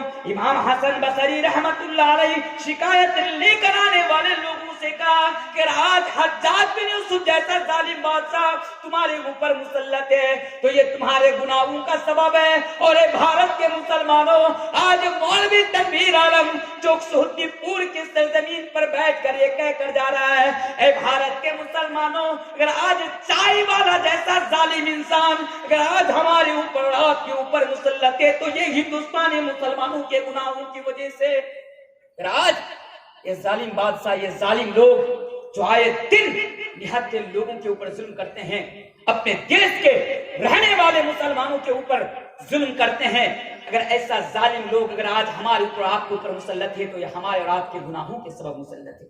ایک بات بتاؤں، مسلمان کہاں کہاں بھٹک رہے ہیں. مسلمان، ہم لوگ جلسے میں جاتے ہیں، مولانا صاحب آج مسلمانوں کے حالات ایسے بن گئی، مولانا صاحب آج مسلمانوں کے حالات یہ بن گئے، یہ بن گئی، کیا کرے. دیکھیے، حالات کا رونا رونے سے ہمیں اور آپ کو کوئی فائدہ نہیں ہے. ہمیں یہ رائٹ ہی نہیں ہے، ہمیں یہ حق ہی نہیں ہے کہ آج ہم اپنے حالات کا رونا روئیں. میرے پیارے ساتھیو، حالات کو تو ہم نے اور آپ نے بنائے ہیں. حالات کو ہم نے اور آپ نے، جیسے اے مولانا صدام صاحب مجھے فون کیے کہ مولانا صاحب 18 ایک پروگرام لینا چاہتے ہیں آپ کا. میں نے کہا 18 تاریخ کو پروگرام میرا رکھ لیجئے. جب مولانا صدام کی طرف سے مجھے دعوت ملی تب نہ میں کٹیہار صاحب کی سرزمین پر آیا. جب مولانا تنویر کو دعوت ملی تب مولانا تنویر کٹیہار سے آیا. اسی طرح اگر آج ہم لات کھا رہے ہیں، جوتا کھا رہے ہیں، آج ہمارے اوپر ذلت مسلط ہے، آج ہم اور آپ ذلت اور رسوائی سے دوچار ہیں، یہ حالات اگر آج ہمارے اوپر ہے تو حالات کو ہم نے دعوت دے کر بلایا. آپ کہیں گے مولانا صدام صاحب تو آپ کو موبائل کے ذریعے سے آپ کو بلایا. ہم نے کیسے بلایا اس حالات کو؟ تو ہم نے اپنے گناہوں کے ذریعے سے اس حالات کو بلایا ہے. محترم سامعین، ذرا سوچنے کی ضرورت ہے کہ اللہ تبارک و تعالیٰ قرآن کریم کے اندر ارشاد فرماتا ہے، کبھی قرآن بھی کھول کر پڑھ لیا کرو. اللہ تبارک و تعالیٰ قرآن کریم کے اندر ارشاد فرماتا ہے. کیا ارشاد فرماتا ہے؟ ذرا آیت پر ذرا غور کیجیے. وَمَا أَصَابَكُم مِّن مُّصِيبَةٍ فَبِمَا كَسَبَتْ أَيْدِيكُمْ وَيَعْفُو عَن كَثِيرٍ. اے کلیے جو بولو، اللہ تبارک و تعالیٰ فرماتا ہے وما اصابكم من مصیبت فبما کسبت ایدیکم ویعفو عن کثیر. جب تمہارے اوپر کوئی پریشانی آئے، جب تمہارے پاس کوئی تکلیفیں آئے، جب تمہارے پاس کوئی مصیبتیں آئیں، تو یہ سمجھ لینا، یہ مت بھولنا کہ تمہارے گناہوں کے سبب، یہ تمہارے معصیت کے سبب، اللہ اور اللہ کے نافرمانی کے سبب تمہارے اوپر یہ مسلط ہو رہی ہے، یعنی یہ پریشانی آ رہی ہے، یہ مصیبتیں تمہارے اوپر آ رہی ہے. اللہ نے کلیئر کر دیا کہ جب تم گناہ کرو گے تو میری طرف سے تمہارے پاس عذاب پہنچے گا، وہ کسی بھی شکل میں ہو سکتا ہے. تو آج آپ نے اپنے دامن کو گناہوں سے بھر لیا. مجھے بتائیے کہ آج ہمارے پاس کیا ایمان ہے؟ آج ذرا بتائیے کہ آج ہم اور آپ حقیقت معلوم ہے، حقیقی معلوم ہے کہ آج ہم اور آپ مسلمان کسی اینگل سے نظر آ رہے ہیں؟ کیا آج ہم اور آپ قرآن اور حدیث کے اوپر عمل کرنے والے لوگ نظر آ رہے ہیں؟ میرے پیارے ساتھیوں، یاد رکھنا، اگر حالات بنی ہیں تو ہمارے اعمال کی وجہ سے ایسے حالات بنی ہیں. تب آئیے میں ذمہ داریوں کی بات کروں گا. میں نے پہلے بتایا میں حالات کے بارے میں زیادہ بات نہیں کروں گا، ذمہ داری کی بات کروں گا کہ اس حالات کو کیسے ہٹایا جائے ہمارے اوپر سے. حالات سے نکلنے کا راستہ کیا ہے؟ آپ چاہتے ہیں کہ آپ حالات سے باہر آئیں؟ کیا آپ چاہتے ہیں کہ آپ کو پھر سے عزت ملے؟ کیا آپ چاہتے ہیں کہ آپ کا مان سمان پھر سے بڑھ جائے، آپ کا مقام بڑھ جائے؟ اس کے لیے کیا کرنا پڑے گا؟ پہلی چیز، ہمیں اور آپ کو دین کی طرف لوٹ کر آنا پڑے گا، دین کی طرف لوٹ کر آنا پڑے گا. اور ایک بات یاد رکھیے گا، اللہ اور اللہ کے رسول کی اگر آپ نافرمانی کریں گے نا تو نافرمانی کرنے کا نتیجہ کیا ہوتا ہے میں آپ کو ایک مثال دے کر سمجھا دیتا ہوں دلیل کے طور پر، اور پھر انشاءاللہ میں اس چیز کے اوپر چلا جاؤں گا. غور سے سنیے گا. پتہ نہیں، مجھے ایسا لگ رہا ہے کہ آج آپ لوگ میری باتیں نہیں سمجھ پا رہے. کیا آپ لوگوں کو اردو مشکل ہو رہی ہے سمجھنے میں؟ اردو مشکل ہو رہی ہے؟ نہیں ہو رہی ہے. اچھا، سمجھ رہے ہیں، چلیے اچھی بات ہے. کہ اللہ اور اللہ کے رسول کے نافرمانی کرنے کا نتیجہ کیا ہوتا ہے ذرا دیکھیے. اللہ کے رسول کے زمانے میں ایک لڑائی لڑی گئی تھی، اس کو ہم غزوہ احد کے نام سے جانتے ہیں، غزوہ احد. تو کیا ہوتا ہے میں آپ کو شارٹ کٹ میں بتاؤں، رزلٹ دکھاتا ہوں کہ اللہ اور اللہ کے رسول کی نافرمانی کرنے کا نتیجہ کیا ہوتا ہے. اللہ جب مسلمان دشمنوں کے ساتھ مقابلہ کرنے کے لیے میدان میں پہنچتے ہیں تو میدان میں پہنچنے کے بعد لڑائی شروع ہونے سے پہلے اللہ کے پیارے رسول جناب محمد رسول اللہ صلی اللہ علیہ وسلم 50 صحابہ کو حضرت عبداللہ ابن زبیر کی قیادت میں پہاڑ کی ایک جگہ پر مسلط کر دیتے. اور اللہ کے نبی فرماتے ہیں، اے عبداللہ ابن زبیر، تمہاری قیادت میں، اے لوگوں ذرا غور کرو، ذرا دیکھو کہ اللہ کے نبی کے نافرمانی کرنے کا نتیجہ کیا ہوتا ہے. اور رزلٹ ہمارے سامنے اور آپ کے سامنے. غزوہ احد کی لڑائی ہے، اللہ کے نبی 50 صحابہ کرام کو حضرت عبداللہ ابن زبیر کی قیادت میں پہاڑ کی ایک جگہ پر مسلط کر دیتے ہیں، پہاڑ کی ایک جگہ پر معین کر دیتے ہیں، پہاڑ کی ایک جگہ پر رکھ دیتے ہیں. اور اللہ کے نبی انہیں یہ حکم دیتے ہیں، اے عبداللہ ابن زبیر کان کھول کر سن لو، اے میرے صحابہ کان کھول کر سن لو، کچھ ہی منٹ کے بعد، کچھ ہی دیر کے بعد دشمنوں کے ساتھ لڑائی شروع ہو جائے گی. اے میرے صحابہ، لڑائی کی حالات کیسے بھی ہو لیکن تم لوگ اپنی جگہ کو ہی چھوڑ کر مت ہٹنا، تم لوگ اپنی جگہ سے چھوڑ کر مت ہٹنا، تم لوگ اس جگہ کو خالی مت کرنا. اللہ کے نبی نے 50 صحابہ کرام کو پہاڑ کی اس جگہ پر مسلط کر دیا. کچھ ہی دیر کے بعد دشمنوں کے ساتھ مسلمانوں کی لڑائی شروع ہو گئی. کچھ ہی دیر کے بعد مسلمان دشمنوں کے ساتھ مقابلہ کرنے لگے. دشمن یعنی پست ہو کر، دشمن مغلوب ہو کر میدان جنگ کو چھوڑ کر بھاگنا شروع کر دیا. جب مسلمان دشمنوں کے ساتھ مقابلہ کرنا شروع کیے، جب لڑائی شروع ہوئی تو دشمن مسلمانوں کے ڈر سے میدان جنگ کو چھوڑ کر بھاگنا شروع کر دیا، بھاگنے لگا. ایک وقت ایسا آیا کہ مسلمان وہ جنگ جیت گئے، وہ لڑائی مسلمان وہ لڑائی جیت گئے، وہ جنگ جیت گئے. جو 50 صحابہ کرام کو یہاں پر اللہ کے نبی نے مسلط معین فرمایا تھا اور کہا تھا کہ تم لوگ یہاں سے مت ہلنا، ان لوگوں نے جب دیکھا کہ دشمن تو میدان جنگ کو چھوڑ کر بھاگ گئے، مسلمان تو جنگ جیت گئے، ہم تو غالب آ گئے، دشمن قوم مغلوب ہو گئی، اب کیا کریں؟ چلو ہم بھی چلتے ہیں اور ان لوگوں کی طرح مالی غنیمت کو اکٹھا کرتے ہیں، مالی غنیمت کو جمع کرتے ہیں. حضرت عبداللہ ابن زبیر نے فرمایا، نہیں میرے ساتھی، تم یہاں سے اس وقت تک نہیں ہل سکتے. اے میرے ساتھی، تم لوگ اس جگہ کو اس وقت تک چھوڑ کر یعنی خالی کر کر جا نہیں سکتے جب تک کہ نبی کا حکم نہ جائے. حضرت عبداللہ بن زبیر نے کہا کہ نہیں, تم لوگ یہاں سے ہل نہیں سکتے, تم لوگ یہاں سے جا نہیں سکتے. پھر کیا ہوا, انہی میں سے کچھ لوگوں نے کہا ارے یار چھوڑو نا, کیا ہوگا, ہم چلتے ہیں. دشمن کے میدان جنگ کو چھوڑ کر بھاگ گئے. تب وہ مسلمان کو چند صحابہ اپنی جگہ کو خالی کر دیتے ہیں. جب وہ لوگ اس جگہ کو خالی کرتے ہیں, دشمن پیچھے سے آتا ہے اور آنے کے بعد مسلمانوں کے اوپر پھر سے حملہ کر دیتا ہے.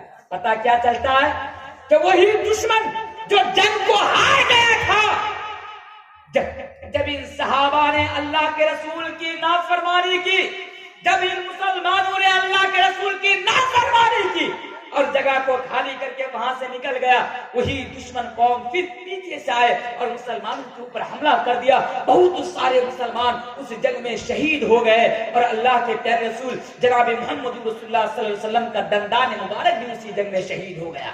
تو پتہ یہ چلا کہ اللہ کے اور اللہ کے رسول کی نافرمانی کرنے کا نتیجہ بڑا خطرناک ہوتا ہے. آئیے میں آپ کو یہ بتاؤں گا کہ اس حالات سے ہم اور آپ کیسے آزاد ہو سکتے ہیں, ہم اور آپ کو کیسے نجات مل سکتی ہے. پہلی چیز پر ذرا غور کیجیے, اپنے اندر دو چیزیں پیدا کر لو. پہلی چیز اس حالات کا مقابلہ کرنے کے لیے پہلی چیز کیا ہے؟ آئیے میں آپ کو قرآن کی طرف لے کر چلتا ہوں. اللہ تبارک و تعالیٰ قرآن کریم کے اندر ارشاد فرماتا ہے, اے لوگوں, اے دنیا انسانیت کے لوگوں, اگر تمہارے اندر دو چیزیں پیدا ہو جائیں گی تو تمہیں دشمن کی کوئی بھی چال تمہیں نقصان نہیں پہنچا سکتی.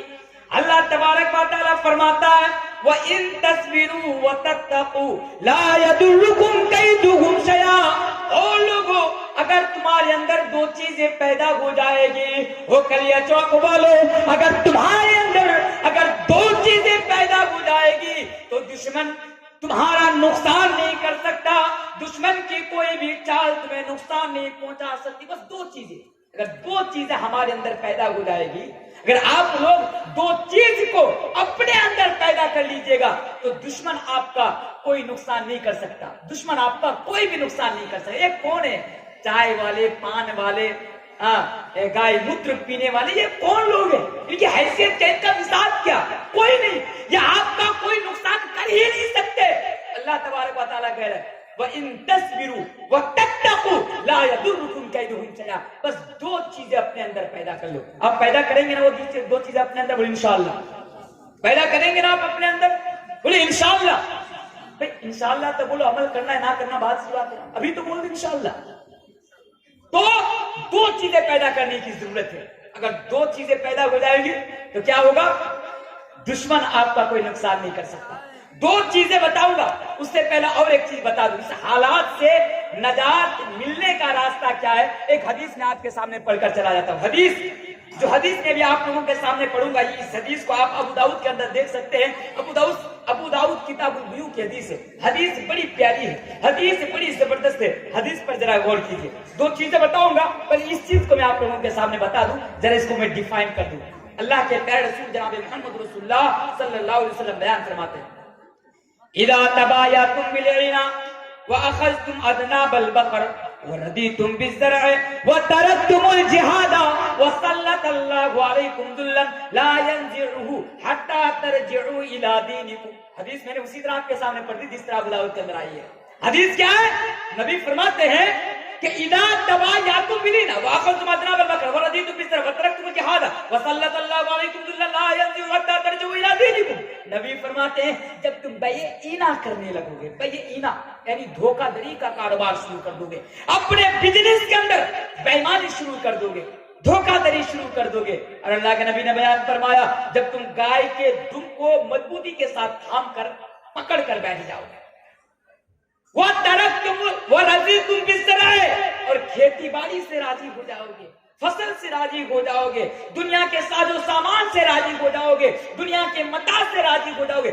ایک ہی بات, تم دنیا سے محبت کرنے لگو گے. اور اللہ کے نبی نے فرمایا وَتَرَكْتُمُ الْجِهَادَ اور دین اسلام کے لیے قربانی دینے کا جذبہ تم اپنے دل سے نکال دو گے. تب اللہ فرماتا ہے تب کیا ہوگا؟ وَسَلَّطَ اللَّهُ عَلَيْكُمْ ذُلًّا تب اللہ تبارک و تعالیٰ تمہارے اوپر ذلت کو مسلط کر دے گا. کیا حدیث ہے, نبی نے 1400 سال پہلے سمجھایا تھا. کاش وہ سبق ہمیں یاد ہوتا, کاش یہ تعلیم ہمیں اور آپ کو یاد ہوتی اور اس کے مطابق اگر ہم اور آپ زندگی گزارتے تو یہ حالات آج ہمیں اور آپ کو دیکھنا نہ پڑتا۔ نبی نے فرمایا کہ جب تم ایسا کرنے لگو گے، دین اسلام کے لیے قربانی دینے کا جذبہ تم اپنے دل سے نکال دو گے، بھائی ہینا کرنے لگو گے، کھیتی باڑی سے راضی ہو جاؤ گے، بزنس سے راضی ہو جاؤ گے، آخرت کو بھلا دو گے، تو وَسَلَّتَ اللَّهُ عَلَيْكُمْ ذُلًّا، تو اللہ تبارک و تعالیٰ تمہاری اوپر ذلت کو مسلط کر دے گا۔ ذلت بھی کیسی ہوگی کہ تم گھر سے نکلو گے تو جوتا کھاؤ گے، ذلت بھی کیسی ہوگی کہ تم جہاں بھی جاؤ گے تمہیں دھتکار کر نکال دیا جائے گا، تمہیں فٹکار لگا کر نکال دیا جائے گا، بے بس ہو جاؤ گے، ذلت بھی ایسی ہوگی۔ پھر نبی نے یہ نقشہ کھینچا، لا ينزعه لا ينزعه، اس لفظ پر ذرا غور کیجئے۔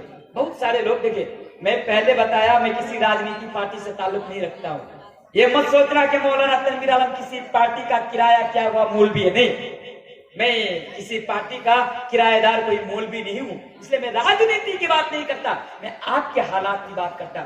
جب ہمارے بہار کے اندر الیکشن ہو رہا تھا تو چند لوگ میرے پاس آئے، کہا کہ مولانا صاحب مہا گٹھ بندھن کی طرف سے تھوڑا کام کیجئے۔ میں نے کہا نہیں، مجھے کام نہیں کرنے کا مہا گٹھ بندھن کی طرف سے۔ بولا کیوں؟ میں نے کہا کام کر کے میں بھلا کیا کروں؟ تو بولا بھائی ہمارے حالات بدل جائے گی، ہندوستان میں ہمارے ایسے حالات ہیں۔ میں نے اس دن بھی جواب دیا تھا، آپ کو بھی جواب دے کر جانا چاہتا ہوں سامنے آپ لوگوں کا الیکشن۔ دیکھیے آپ کسی بھی پارٹی کو ووٹ کیجئے، میرا اس سے کوئی لینا دینا نہیں، لیکن اتنا بتا کر جا رہا ہوں اگر آپ چاہتے ہیں کہ پارٹی بدل کر آپ عزت والے ہو جائیں گے تو یہ آپ کی سوچ غلط ہے۔ آپ اس بات کو یاد رکھیے گا، اگر آپ سوچتے ہیں کہ پارٹی بدل کر آپ اپنے حالات کو بدل دیں گے، اپنی ذلت کو اپنے اوپر سے ہٹا دیں گے، اللہ کے رسول اس حدیث کے اندر کہتے ہیں کہ لا ينزعه، نہیں، اس وقت تک یہ ذلت تمہارے اوپر سے ہٹنے والی نہیں ہے، اس وقت تک یہ ذلت تمہارے اندر سے جانے والی نہیں ہے۔ کب تک؟ اللہ کے رسول نے فرمایا حتی ترجعوا الی دینکم، جب تک تم دین کی طرف لوٹ کر نہیں آؤ گے، دین کے اوپر لوٹ کر نہیں آؤ گے۔ تو پتا چلا کہ حالات سے نکلنے کا راستہ یہ ہے کہ ہمیں اور آپ کو دین کی طرف نکلنا پڑے گا، دین کی طرف آنا پڑے گا۔ ایک آیت بھی میں آپ لوگوں کے سامنے پڑھ کر چلا جاتا ہوں۔ اور لوگوں، اللہ کے پیارے رسول جناب محمد رسول اللہ صلی اللہ علیہ وسلم نے بیان فرمایا، اے لوگوں، یا ایھا الذین آمنوا ان تنصروا اللہ ینصرکم، تم اللہ کی مدد کرو اللہ تمہاری مدد کرے گا۔ اے بھارت کے مسلمانوں، اے ایمان والو اور لوگوں جو اللہ پر اور اللہ کے رسول پر ایمان رکھتے ہو، اللہ تبارک و تعالی قرآن کریم کے ذریعے سے ہمیں اور آپ کو یہ میسج دے رہا ہے، ہمیں اور آپ کو یہ سندیش دے رہا ہے کہ اے ایمان والو، یا ایھا الذین آمنو، کہ اے ایمان والو، ان تنصروا اللہ ینصرکم، اگر تم لوگ اللہ کی مدد کرو گے تو اللہ تمہاری مدد کرے گا۔ اب سوال کیا جا سکتا ہے، اے مولانا تنویر صاحب ذرا آپ بتا دیجئے کہ اللہ تو ساری کائنات کا مالک ہے، وہ تو رب العالمین ہے، پوری دنیا کا پالن ہار ہے، ہم مسلمان ہم لوگ اللہ کی مدد کیسے کر سکتے ہیں؟ اس انسان کی مدد کیسے کر سکتے ہیں جس انسان نے ہمیں پیدا کیا ہے، جس انسان نے ہمیں پال پوس رہا ہے؟ ہم اللہ کی ہم اس اللہ کی مدد کیسے کر سکتے ہیں؟ مفسرین اکرام اس آیت کریمہ کی تفسیر کرتے ہوئے فرماتے ہیں کہ اللہ نے یہاں پر جو یہ بیان فرمایا کہ ان تنصروا اللہ ینصرکم، اور لوگوں تم لوگ اللہ کی مدد کرو اللہ تمہاری مدد کرے گا، تو اللہ کی مدد کرنے سے مراد یہ ہے کہ اگر تم اللہ کے دین کے اوپر چلو گے، اگر تم قرآن اور حدیث کے اوپر چلو گے، اگر تم اسلام کے بتائے ہوئے راستے پر چلو گے تو اللہ تبارک و تعالیٰ کی طرف سے تمہارے پاس مدد آئے گی۔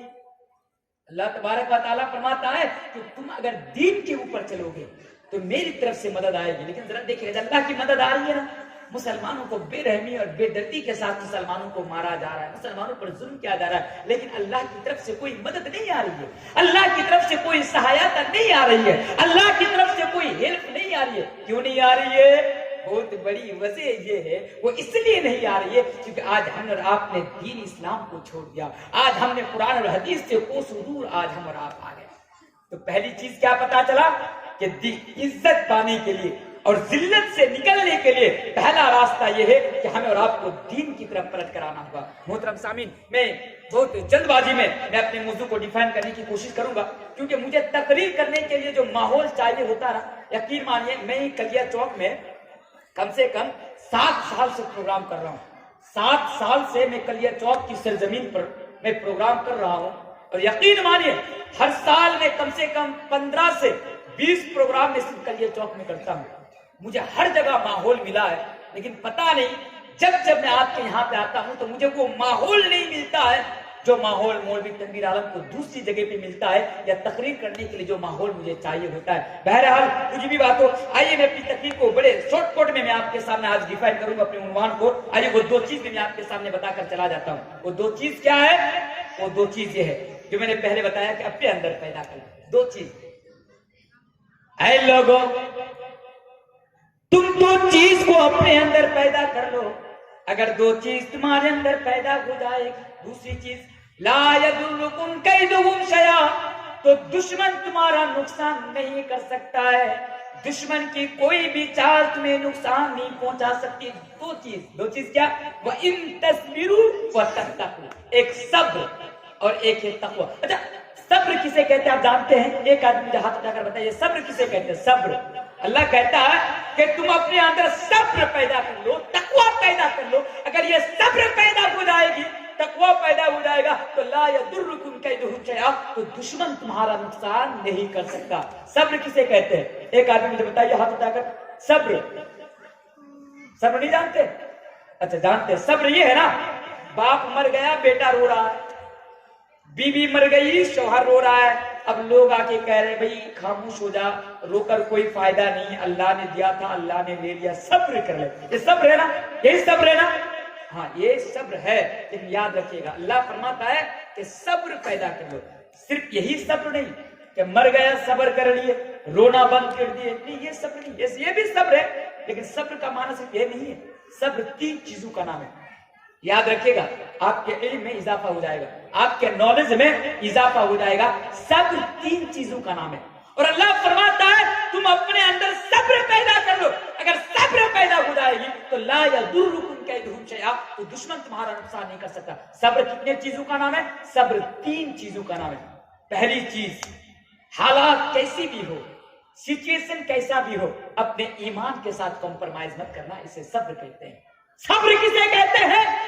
حالات کیسے بھی ہو، سچویشن کیسا بھی ہو، اپنے ایمان کے ساتھ کمپرمائز مت کرنا، اپنے دین کے ساتھ کمپرمائز مت کرنا، اپنی توحید کے ساتھ کمپرمائز مت کرنا۔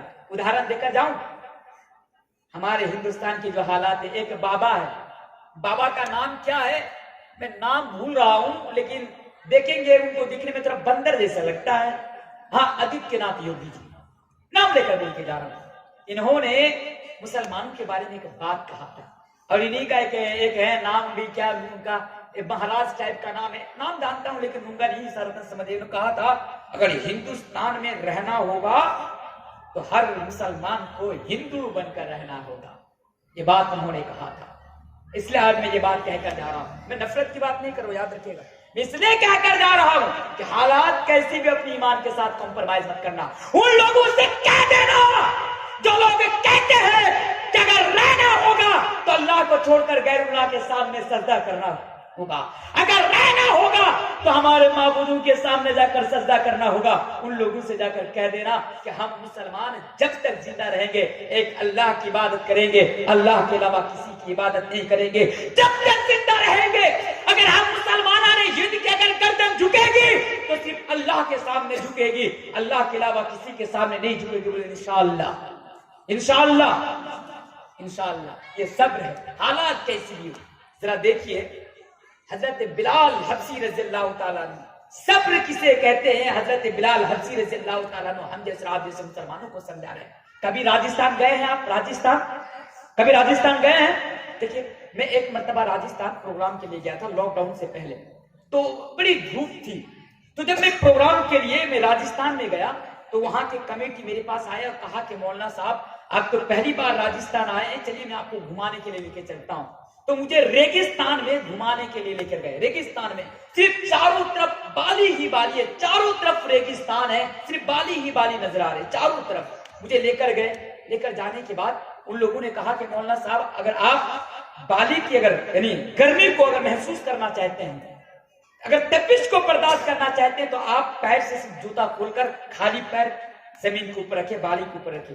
یقین مانیے جب میں نے پیر سے جوتا کھول کر سو کھول کر جب میں نے بالی کے اوپر رکھا تو مجھے ایسا لگا کہ چمڑے جو ہے میرا جل گیا, چمڑا جل گیا میرا. تو ایسے حالات میں یہ میں نے یہ مثال کیوں دی, ذرا دیکھیے کہ حضرت بلال حبشی رضی اللہ تعالیٰ عنہ کو مار کر گرم بالی کے اوپر, تپتی ہوئی بالی کے اوپر لیٹا دیا جاتا ہے. اور لیٹانے کے بعد مکہ کے مشرک لوگ, مکہ کے کافر لوگ, دشمنان اسلام حضرت بلال حبشی رضی اللہ تعالیٰ عنہ سے کہتے ہیں کہ اے بلال تم دین اسلام کو چھوڑ دو, اے بلال تم دین اسلام کو چھوڑ دو. حضرت بلال حبشی کو برہنہ کر کے, یعنی اس کے جسم سے کپڑا نکال کر کے گرم بالی کے اوپر, تپتی ہوئی ریت کے اوپر لیٹا دیے جاتے ہیں. اور بلال سے کہا جاتا ہے اے بلال تم دین اسلام کا ساتھ چھوڑ دو, اے بلال تم نبی کا ساتھ چھوڑ دو. بلال کے اوپر پر ظلم و ستم کے پہاڑ توڑے جا رہے ہیں.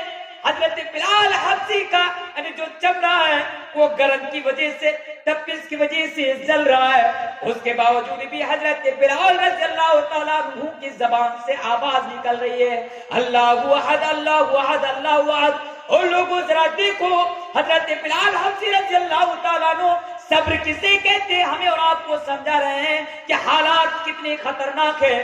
اس کے اوپر ظلم و ستم کے پہاڑ بھی توڑا جا رہا ہے, اس کو سزا بھی دی جا رہی ہے. گرم بالی کے اوپر لٹا کر سینے پر بھاری پتھر رکھ دیا گیا ہے. اس کے باوجود بھی وہ ایسی حالات میں اور نازک سچویشن میں وہ اپنے ایمان کے ساتھ کمپرمائز نہیں کر رہا ہے, بلکہ دشمنوں سے یہ کہہ رہا ہے کہ اے دشمنوں تم ہمیں کتنی سزا کیوں نہ دے دو, لیکن ہم دین اسلام کا ساتھ نہیں چھوڑیں گے, ہم اپنے ایمان کے ساتھ کمپرمائز نہیں کریں گے, ہم اپنے توحید کے ساتھ کمپرمائز نہیں کریں گے. اور اس کی زبان سے یہ بات نکل رہی ہے اللہ احد اللہ احد اللہ احد. اسے ہی صبر کہتے ہیں.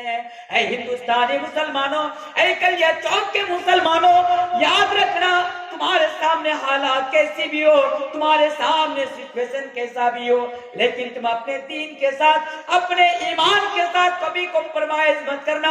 اسی ساتھ میری ماؤں اور بہنوں, میں آپ کا بھائی ہونے کے ناطے میں آپ سے بھی التماس کر جا رہا ہوں. میں آپ کا بھائی ہونے کے ناطے میں آپ کو بھی پیغام دے کر اور یہ درد دے کر جانا چاہتا ہوں کہ آپ کے سامنے بھی حالات کیسی بھی ہو, آپ کے سامنے سچویشن کیسا بھی ہو, لیکن آپ صبر و تحمل سے کام لینا, آپ صبر سے کام لینا, لیکن اپنے ایمان کے ساتھ, اپنے توحید کے ساتھ اور اپنے دین کے ساتھ کبھی کمپرمائز مت کرنا. اور صبر کسے کہتی ہے اور صبر کسے کہتے ہیں, یہ بات حضرت سمیہ رضی اللہ تعالیٰ عنہ نے ثابت کر گئی ہے. حضرت سمیہ رضی اللہ تعالیٰ عنہ, اس پر بھی ذرا غور کیجئے. صبر کے بارے میں جب بات آئی تو سنا دوں. آج ہماری مائیں اور بہنیں شرم و حیا کا جنازہ نکالتے ہوئے پھر رہی ہے. آج ہماری مائیں اور بہنیں ذرا بازاروں میں ذرا جا کر دیکھ لیجیے, دکانوں میں جا کر دیکھ لیجیے کس طرح وہ اپنے ایمان کا جنازہ نکال رہی ہے بازاروں میں جا کر. آج یہی مائیں اور بہنیں, کبھی پڑھ لینا حضرت سمیہ رضی اللہ تعالیٰ عنہ کے بارے میں کہ حضرت سمیہ رضی اللہ تعالیٰ عنہ کو جب پڑھتا ہوں نا, یقین مانیے سمیہ کے بارے میں تو رونگٹے کھڑے ہو جاتے ہیں. جب حضرت سمیہ رضی اللہ تعالیٰ عنہ کے بارے میں پڑھتا ہوں تو آنکھوں سے آنسو نکل آتا ہے کہ اسلام کے لیے ان لوگوں نے, اسلام کے لیے انہوں نے جانیں قربان کر دی. اور آج ہماری مائیں اور بہنوں کو دیکھتا ہوں تو بڑا افسوس ہوتا ہے کہ آج ہماری مائیں اور بہنوں کا ایمان کہاں چلا گیا, آج ہمارے ماں اور بہنوں کے شرم و حیا کہاں چلے گئے. کہ حضرت سمیہ رضی اللہ تعالیٰ عنہ کو ان کے بیٹے کے سامنے, جوان بیٹا ہے, بیٹا کے سامنے, شوہر کے سامنے ان کے جسم سے کپڑا کھول دیا گیا, ان کو ننگا کر دیا گیا, برہنہ کر دیا گیا. اس کے بعد حضرت سمیہ رضی اللہ تعالیٰ عنہ سے کہا جا رہا ہے کہ اے سمیہ تم دین اسلام کو چھوڑ دو, اے سمیہ تم دین اسلام کو ترک کر دو. حضرت سمیہ رضی اللہ تعالیٰ عنہ کا ایمان دیکھیے, صبر دیکھیے کہ حضرت سمیہ رضی اللہ تعالیٰ عنہ نے جواب دیا کہ مکہ کے مشرکوں, اے مکہ کے کافروں, تمہیں جو کرنا ہے کرو، لیکن یہ سمیہ اپنے ایمان کے ساتھ، اپنے دین کے ساتھ کبھی کمپرومائز نہیں کرے گی۔ کیا ہوتا ہے کہ ابو جہل نیزہ اٹھاتا ہے، ہتھیار اٹھاتا ہے، اور اٹھانے کے بعد حضرت سمیہ رضی اللہ تعالی عنہا کی شرمگاہ پر وار کر دیتا ہے۔ اتنا ہی نہیں، شرمگاہ سے خون نکلنا شروع ہو جاتا ہے۔ اس کے باوجود بھی دشمنوں کو تسلی نہیں ملتی ہے، ابو جہل کو شانتی نہیں ملتی ہے۔ حضرت سمیہ رضی اللہ تعالی عنہا کے ایک پیر کو اونٹ کے ایک پیر کے ساتھ باندھ دیا جاتا ہے، دوسری ٹانگ کو دوسرے پیر کو اونٹ کے دوسری ٹانگ کے ساتھ باندھ دیا جاتا ہے، اور حضرت سمیہ رضی اللہ تعالی عنہا کو یعنی بیچ سے پھاڑ دیا جاتا ہے، بیچ سے چیڑ دیا جاتا ہے۔ وہ سمیہ قربان ہو جاتی ہے دین اسلام کے لیے۔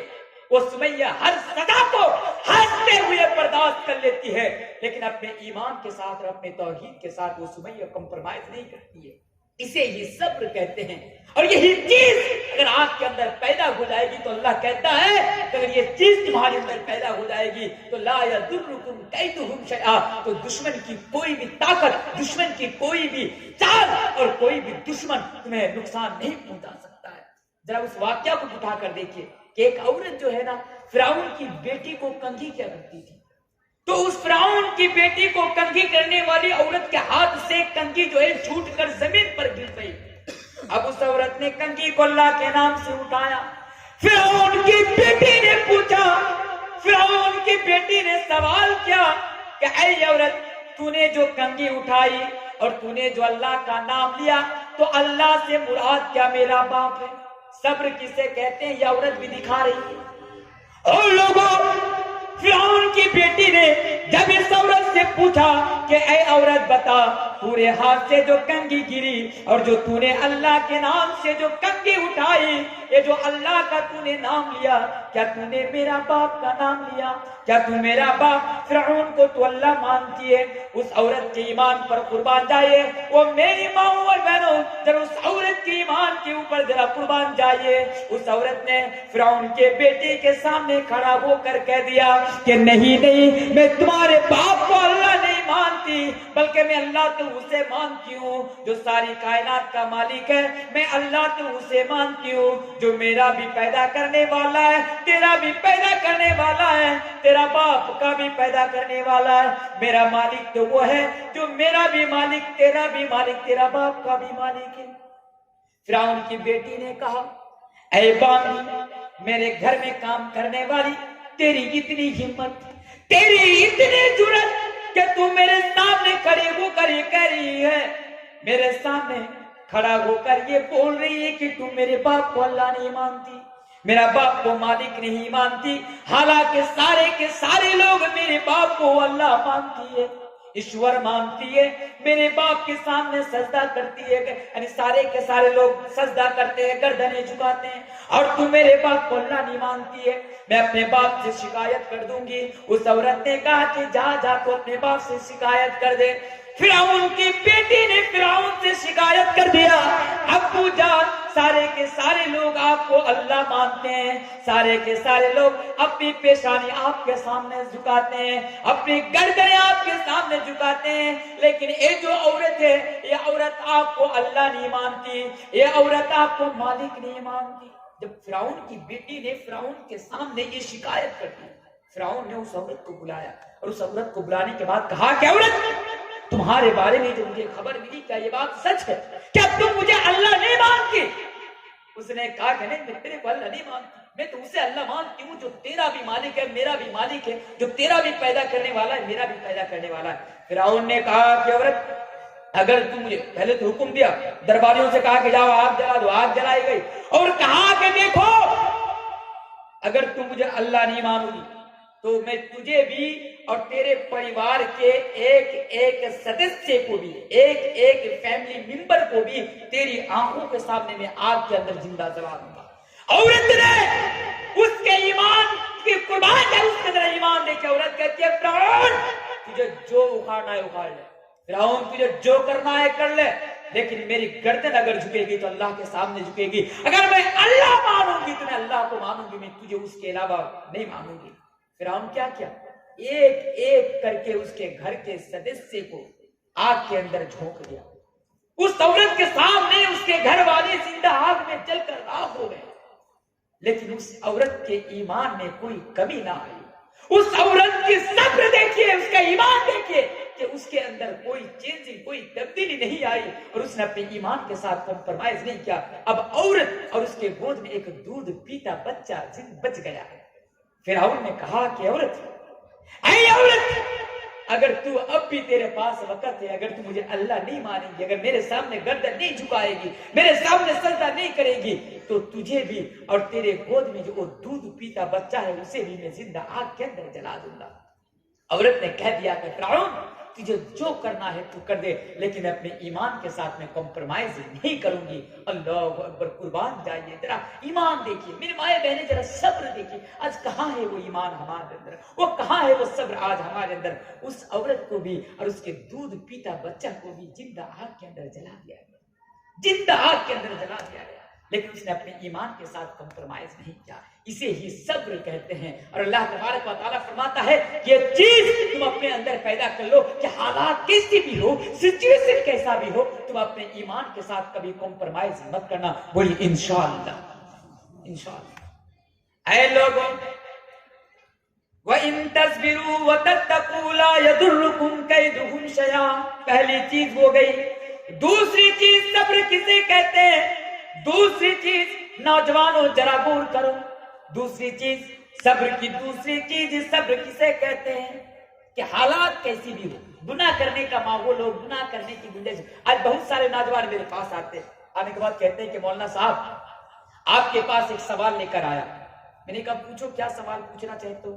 بولے مولانا صاحب ابھی گناہوں سے بچنا بہت مشکل ہو گیا ہے، گناہوں سے بچنا آج کے ماحول میں چاروں طرف گناہ ہی گناہ ہے، بے حیائی سے بچنا، برائی سے بچنا، جناکاری سے بچنا ہمارے لیے مشکل ہو گیا، اب کیسے بچے؟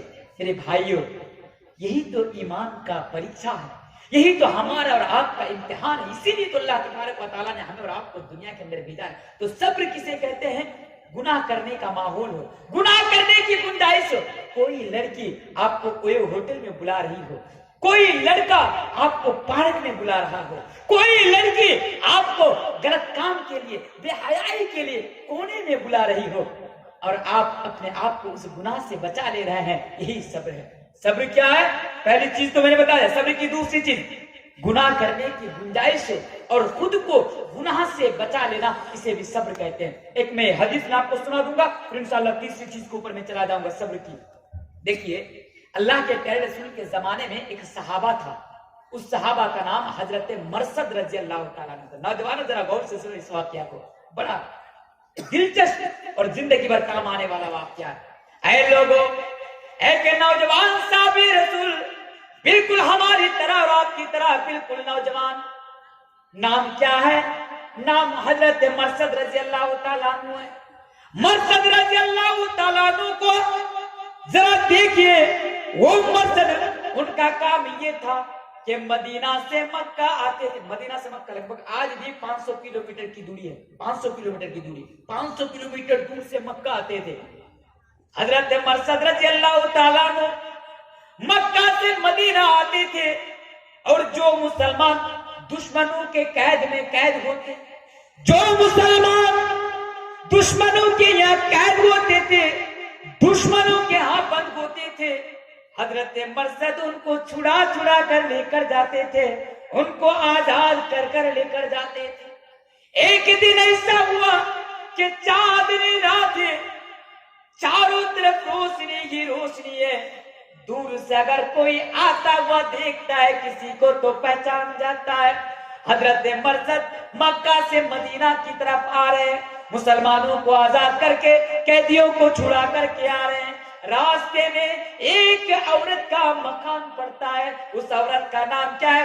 حدیث کے الفاظ میں اس عورت کا نام اناق ہے۔ واقعہ کو ذرا سنیے۔ اور لوگوں، مرثد مکہ سے مدینہ آ رہے ہیں، چاندنی رات ہے، راستے میں ایک عورت کا، ایک لڑکی کا مکان پڑتا ہے، عورت کا نام، لڑکی کا نام، مہیلا کا نام اناق ہے۔ اناق نے کھڑکیوں سے دیکھا کہ مرثد آ رہا ہے، وہ عورت باہر آئی، باہر آنے کے بعد بعد مرثد کو روک لیا اور مرثد سے کہا کہ اے مرثد آؤ، اے مرثد آ جاؤ، چاندنی رات ہے، کوئی روکنے والا بھی نہیں ہے، چاندنی رات ہے، کوئی ٹوکنے والا بھی نہیں ہے، اے مرثد آ جاؤ، آج کی رات تم میرے یہاں ٹھہر جاؤ، آج کی رات تم میرے پاس ٹھہر جاؤ، ہم دونوں آج انجوائے کریں گے، آج ہم دونوں مستی کریں گے، آج ہم دونوں یعنی مست رہیں گے۔ اب ذرا دیکھیے، ایک نوجوان صحابہ نام مرثد، عورت کا نام آرام، عورت خود اس کو دعوت دے کر بلا رہی ہے۔ اللہ اکبر، ایمان دیکھیں حضرت مرثد رضی اللہ تعالیٰ عنہ کا، جب حضرت مرثد رضی اللہ تعالیٰ عنہ سے اس عورت نے کہا کہ چاندنی رات ہے، کوئی روکنے والا بھی نہیں، کوئی دیکھنے والا بھی نہیں، کوئی سزا دینے والا بھی نہیں، اے مرثد آ جاؤ۔ یہ بات بھی میں وضاحت کر دوں کہ زمانہ جاہلیت میں حضرت مرثد رضی اللہ تعالیٰ عنہ جب ایمان نہیں لایا تھا، حضرت مرثد رضی اللہ تعالیٰ عنہ نے جب ایمان کو یعنی اسلام کو سویکار نہیں کیا تھا، اسلام کو ایکسپٹ نہیں کیا تھا، اس وقت حضرت مرثد رضی اللہ تعالیٰ عنہ کا اس عورت کے ساتھ سمپرک تھا، اس عورت کے ساتھ سمپرک تھا۔ زمانہ جاہلیت میں ہر برائی ہوتی تھی، لوگ زنا بھی کرتے تھے، اور آج زمانہ جاہلیت کی وہ برائی پھر آج ہمارے اندر پیدا ہو گئی، آج ہمارے نوجوانوں کے اندر پیدا ہو گئی۔ کوئی نوجوان آج اٹھا سکتے ہیں آج کہ میں زناکاری سے بھی بچا ہوا ہوں، اپنے ایمان کو ابھی تک میں بچائے ہوا نہیں۔ تو حضرت مرثد کا اس عورت کے ساتھ زمانہ جاہلیت میں سمپرک تھا، لیکن اسلام لے آنے کے بعد کوئی سمپرک نہیں تھا۔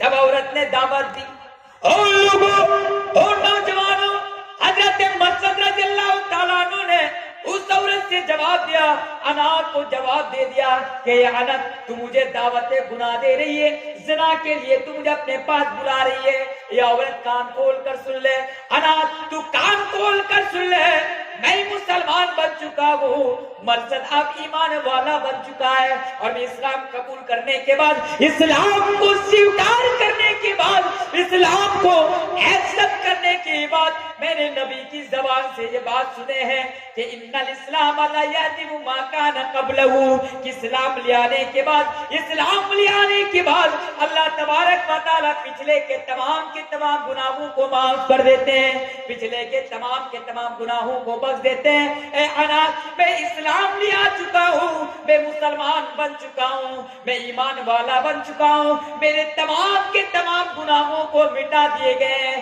اے عورت، میں تمہارے ساتھ یہ غلط کام نہیں کروں گا، میں تمہارے ساتھ آج کی رات میں نہیں ٹھہروں گا، اس لیے کہ اسلام کے اندر زنا حرام ہے، اسلام کے اندر زنا حرام ہے۔ قرآن کہتا ہے، او نوجوانوں ذرا کان کھول کر سن لو، وَلَا تَقْرَبُوا الزِّنَا إِنَّهُ كَانَ فَاحِشَةً وَسَاءَ سَبِيلًا۔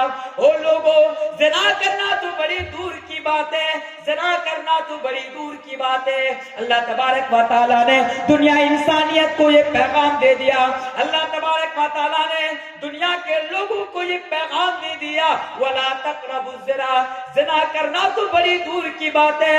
او نوجوانوں، او میری ماں اور بہنوں، زنا کرنا تو بڑی دور کی بات ہے، تم زنا کے قریب بھی مت جانا، تم زنا کے قریب بھی مت جانا۔ حضرت مرثد نے کہا کہ نہیں، میں تمہارے ساتھ میں غلط کام نہیں کر سکتا، نہیں، میں تمہارے ساتھ میں زنا نہیں کر سکتا، اس لیے کہ اسلام کے اندر زنا حرام ہے، اور تم یہ کہہ رہی ہو کہ کوئی دیکھنے والا نہیں ہے۔ اے اناس، یاد رکھ، یعلم خائنۃ الاعین وما تخفی الصدور، اللہ قرآن کے اندر فرماتا ہے، یعلم خائنۃ الاعین وما تخفی الصدور، جو اللہ آنکھوں کی چوری کو جانتا ہے، جو اللہ آنکھوں کی چوری کو بھی جانتا ہے۔ اے اناس، اگر آج میں نے تمہارے ساتھ یہ غلط کام کر دیا، اے اناس، اگر آج تمہارے ساتھ میں نے یہ بدکاری کا کام کر دیا، تو وہ اللہ جو آنکھوں کی چوری کو بھی جانتا ہے، اس اللہ سے میں بچ نہیں پاؤں گا۔ کل قیامت کے دن میں اس کی عدالت میں جو حساب و کتاب ہوگا، اس دن میں جواب نہیں دے پاؤں گا، اس لیے اے عورت، میں تمہارے ساتھ آج کی رات میں نہیں ٹھہروں گا۔ اللہ اکبر، اسے بھی صبر کہتے ہیں۔ صبر کیا ہے؟ صبر یہ ہے کہ گناہ کرنے کا ماحول ہو، لڑکی آپ کو بلا رہی ہو، لڑکا آپ کو بلا رہا، رات میں سوئے ہوئے ہیں آپ، آپ کا ہاتھ میں موبائل فون ہے. اب اگر ایک کلک اگر آپ کریں گے نا موبائل میں تو دنیا کی جتنی بھی برائیاں ہیں ساری برائی آپ کے موبائل کی اسکرین پر آ جائے گی. آئے گی کہ نہیں آئے گی؟ نوجوانوں صبر کسے، میری مائیں بہنیں صبر کسے کہتی ہیں؟ موبائل ہاتھ میں موبائل ہے، اینڈرائڈ ہے، ساری چیزیں آپ موبائل کے اندر دیکھ سکتے ہیں. 12 بج رہا ہے، رات کے 12 بج رہا ہے، کوئی نہیں، اندھیرا ہے چاروں طرف، دروازہ بند، ونڈو یعنی کھڑکی بند، سب بند. اب آپ من ہی من میں سوچتے ہیں یار مزہ نہیں آ رہا، ایک دو دیکھ ہی لیتا ہوں، کیا ہوگا دیکھنے سے؟ اشارہ سمجھ رہے ہیں نا؟ اب آپ ایک دو نکال کے دیکھ رہے ہیں، ساری برائی آپ دیکھ رہے ہیں. یاد رکھو اسے بھی صبر کہتے ہیں کہ نہیں میں دیکھوں گا تو کل قیامت کے دن مجھے حساب دینا پڑے گا. آپ کا گناہ سے بچ جانا اسے بھی صبر کہتے ہیں. تو صبر کیا پتا چلا؟ صبر 3 چیزوں کا نام ہے. پہلی چیز حالات کیسی بھی ہو اپنے ایمان کو بچا لو. دوسری چیز صبر کیا ہے کہ گناہ کرنے کی گنجائش ہو خود کو گناہ سے بچا لینا، اسے بھی صبر کہتے ہیں. اور تیسری چیز صبر کسے کہتے ہیں؟ اللہ کہتے ہیں کہ صبر پیدا کر لو. صبر کی تیسری چیز دیکھیے، آپ کے پاس کوئی پریشانی آئے، کوئی مصیبتیں آئے، کوئی تکلیفیں آئے، اس کے اوپر آپ مثلا مثال کے طور پر آپ کے پاس کوئی ایسی بیماری آ گئی، آپ کے پاس کوئی ایسی بیماری آ گئی، اب آپ کے پاس بیماری کا علاج کرانے کے لیے پیسہ نہیں ہے، بڑا خطرناک بیماری ہے، تو آپ اس بیماری کی وجہ سے جو ہے آپ صبر کر لیجئے کہ اللہ نے دیا ہے، اللہ تبارک و تعالیٰ ہی ٹھیک کرے گا. اسے بھی صبر کہتے ہیں. واقعہ سنا ہوں اس سے پہلے، آپ لوگ تو سب بنگلہ بھی اچھی طرح جانتے ہیں نا. آپ کے علاقے میں ایسا ہوتا ہے یا نہیں ہوتا ہے، بٹ ہمارے علاقے میں ایسا بہت ہوتا ہے. اگر کسی غریب گھرانے میں کسی کوئی غریب ہے، محلے میں، گاؤں میں، سوسائٹی میں، اگر اس کا گھر میں کوئی ایسی بیماری آ گئی تو ہماری مائیں اور بہنیں کیا کہتی ہے؟ اللہ کی چوک نہیں کسے کی دکھتے پہنا جب اے بائی ٹیڈ واشروم دینے سے، اس طرح کی باتیں کرتی ہیں. کرتے کہ نہیں کرتی ہیں؟ اس طرح کی باتیں کرتی ہیں. تو میرے بھائی صبر کسے کہتے ہیں اس کے بارے میں بھی میں آپ کو ایک حدیث سنا دوں گا، پھر صبر کو ہٹا کر تیسری چیز کے اوپر میں چلا جاؤں گا. صبر کسے کہتے ہیں؟ صحیح بخاری کی حدیث ہے کہ ایک عورت، میرے مائیں بہن آپ ذرا دیکھیے، ایک عورت ہے اللہ کے نبی کے زمانے میں، بڑی کالی کلوٹی عورت ہے. ہمارے زمانے میں کالی عورت، اچھا آپ کے گاؤں محلے میں کالی عورت نظر آتی ہے؟ آتی ہے بھائی، اب چشمہ لگا لیا کریں، آتی ہے. ہماری ادھر تو کالی لڑکیاں ہے ہی نہیں. اب کالی کیسے ہو؟ جب گھر سے نکلتی ہے تو 5 کلو میدا تو چہرے پہ تھوک کے نکلتی ہے، تو کالے تو ہوتی نہیں ہے کالے. اللہ کے نبی کے زمانے میں صحیح بخاری کی حدیث، ایک کالی کلوٹی عورت، ایک دم کالی کلوٹی، اللہ کے نبی کے پاس آتی ہے. صبر ذرا دیکھیے کہ صبر کسے کہتے ہیں. اللہ کے نبی کے پاس آتی ہے. میری مائیں اور بہنیں ذرا آپ بھی سنیں، جسم کو کھول کھول کر چلنے والی میری مائیں اور بہنیں، پیٹ دکھانے والی، شرٹ پہن کر جینس پینٹ پہن کر کالج یونیورسٹیز میں جانے والی میری مائیں اور بہنیں، آپ بھی اس حدیث کو ذرا سنیے. وہ عورت کالی کلوٹی عورت اللہ کے نبی کے پاس آتی ہے. آنے کے بعد کہتی ہے یا رسول اللہ، اے اللہ کے رسول، مجھے مرگی کی بیماری ہے اور جب میرے پاس مرگی کا دورہ آتا ہے، ذرا سنیے، مجھے مرگی کی بیماری ہے اور جب مرگی کا دورہ آتا ہے میرا جسم سے کپڑا نکل جاتا ہے، میں پرہانا بجھاتی ہوں، میرا جسم کپڑوں سے خالی ہو جاتا ہے. یا اللہ کے نبی، آپ اللہ سے دعا کر دیجئے تاکہ یہ بیماری ٹھیک ہو جائے.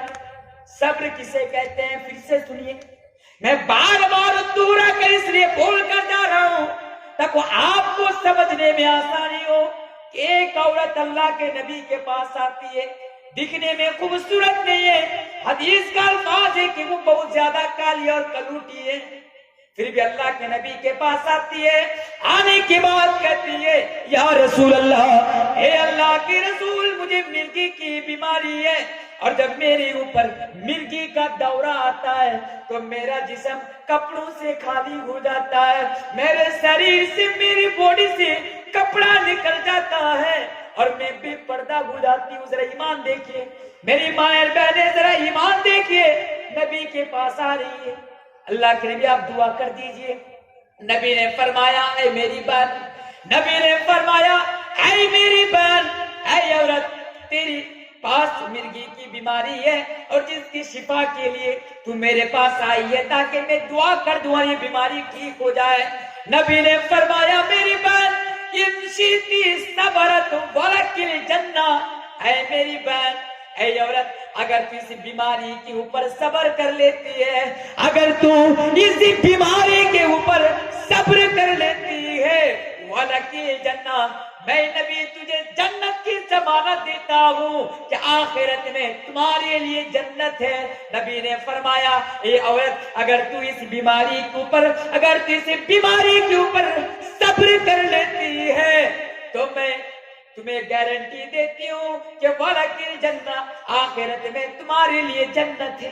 اب عورت کہتی ہے یا رسول اللہ، یا اللہ کے رسول، اگر صبر کرنے کی وجہ سے، اگر اس بیماری کے اوپر صبر کرنے کی وجہ سے اگر مجھے جنت مل رہی ہے تو میں صبر کرنے کے لیے تیار ہوں، لیکن اللہ کے نبی بس آپ سے اتنی سی گزارش ہے، بس آپ سے اتنی سی درخواست ہے کہ آپ اللہ سے دعا کر دیجئے کہ جب مرگی کا دورہ مجھے آئے، جب مرگی کا دورہ میرے پاس آئے اور جب میں مرگی کے دورہ سے میں زمین پر گر جاؤں، جب میں زمین کے اوپر گر پڑوں تو کہیں میرے جسم سے کپڑا نہ نکل جائے، میں بے پردہ نہ ہو جاؤں، میری شرمگاہ سے کپڑا نہ بڑھ جائے۔ اللہ اکبر، ذرا غور کیجئے میری مائیں بہنیں، آپ بھی ذرا سوچئے کہاں ہے وہ عورتیں آج ہمارے سماج میں، کہاں ہے وہ لڑکیاں، وہ مہلائیں آج ہمارے سماج میں کہ بیماری ہے، بیماری کی وجہ سے بے پردہ ہو رہی ہے تو نبی کے پاس آ رہی کہ نبی آپ دعا کر دیجئے تاکہ یہ بیماری ٹھیک ہو جائے۔ نبی نے فرمایا میری بہن تو صبر کر لے، وَلَكِ الْجَنَّةُ، تیرے لیے جنت ہے۔ کہتے اللہ کے نبی اگر صبر کرنے پر اگر مجھے جنت مل رہی ہے، جنت کی ضمانت مل رہی ہے، اللہ کے نبی میں صبر کرنے کے لیے میں تیار ہوں، بس آپ اتنی سی دعا کر دیجئے، اتنی سی درخواست ہے، آپ اللہ سے دعا کر دیجئے کہ جب یہ بیماری آئے تو میرا جسم کپڑے سے خالی نہ، اسے بھی صبر کہتے ہیں۔ تو صبر کا پتہ چل گیا، تقوی، پہلی چیز صبر، وَإِن تَصْبِرُوا وَتَتَّقُوا، اور دوسری چیز تقوی آپ اپنے اندر پیدا کر لیجئے۔ تقوی، اگر آپ کے اندر نہ تقوی کا ڈر، اگر آپ یعنی تقوی یعنی اللہ کا ڈر، اللہ کا خوف آپ کے اندر پیدا ہو جائے گا تو یقین مانیے آپ فائدہ کیا ہوگا؟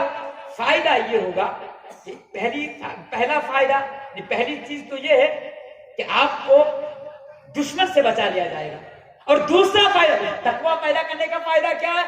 تقوی پیدا کرنے کا فائدہ دیکھیے، اللہ کہتا ہے وَإِن تَصْبِرُوا وَتَتَّقُوا لَا يَضُرُّكُمْ كَيْدُهُمْ شَيْئًا۔ پہلی چیز صبر، میں جس کے بارے میں وضاحت کر کے کھول کر میں نے دلیل کے طور پر خلاصہ کر کے میں نے آپ کو بتایا۔ دوسری چیز تقوی، تقوی پیدا کر لو، موجودہ حالات میں ہماری ذمہ داری تقوی آپ کے اندر پیدا کر لو۔ تقوی کیا ہے؟ اللہ کا ڈر۔ اگر اللہ کا ڈر اگر آپ کے اندر پیدا ہو جائے گا تو فائدہ کیا کیا ہوگا؟ دیکھیے پہلا فائدہ آپ کو دشمن سے بچا لیا جائے گا، دشمنوں کی چال سے آپ کو بچا لیا جائے گا۔ دوسرا فائدہ کیا ہوگا؟ آپ گناہ سے بچ جائیں گے۔ تیسرا فائدہ کیا ہوگا؟ آپ کو جنت مل جائے گی، جہنم کے عذاب سے آپ کو بچا لیا جائے گا۔ تو تین فائدہ ہے صرف تقوی پیدا کرنے سے، اللہ کا ڈر پیدا کرنے سے۔ اللہ کا ڈر، بس اللہ کا ڈر، کوئی نہیں۔ اللہ کا ڈر کیا؟ کہیں بھی رہو، کسی بھی حالات میں رہو، دن اجالے میں رہو، رات کے اندروں میں رہو، بھیڑ میں رہو، تنہائی میں رہو، کہیں بھی رہو، کسی بھی حالات میں رہو، ہمیشہ اللہ کا ڈر اپنے پاس رکھو کہ میں جو ایک کروں گا، میں جو یہ کروں گا، کوئی بھی کام میں جو کروں گا اس کا حساب مجھے اللہ کے پاس دینا پڑے گا۔ میں کسی کو گالی دوں گا، جواب دینا پڑے گا۔ میں کسی کو بری نظر سے دیکھوں گا، اللہ کے پاس اس کا جواب دینا پڑے گا۔ میں کسی کو گالی دوں گا، اللہ کو اس کا جواب، یہ اللہ کا ڈر، اللہ کا ڈر، خوف قیامت کے، اللہ کے عدالت میں کھڑا ہونے کا ڈر، خوف کہ بھی کھڑا ہو کر جواب دینا پڑے گا۔ یہ چیز آپ اپنے اندر پیدا کر لیجئے۔ جیسے وہ بیٹی، ماں بیٹی سے کہہ رہی ہے، اللہ کا ڈر دیکھیے، بیٹی ماں بیٹی سے کہہ رہی، بیٹی جاؤ دودھ میں پانی ملا دو۔ بیٹی نے کہا نہیں میری ماں، میں دودھ میں پانی نہیں ملاؤں گی۔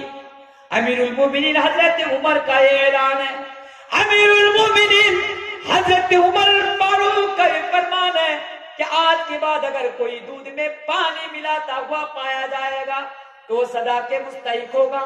رات کے 12 بجے، رات کے سناٹا میں، رات کے اندھیروں میں ماں بیٹی سے کہہ رہی ہے بیٹی جا دودھ میں پانی ملا دے۔ بیٹی کہہ رہی ہے ماں میں دودھ میں پانی نہیں ملاؤں گی، اگر میں نے دودھ میں پانی ملا دیا تو عمر یعنی امیر المومنین کی طرف سے میں سزا کا مستحق بن جاؤں گی۔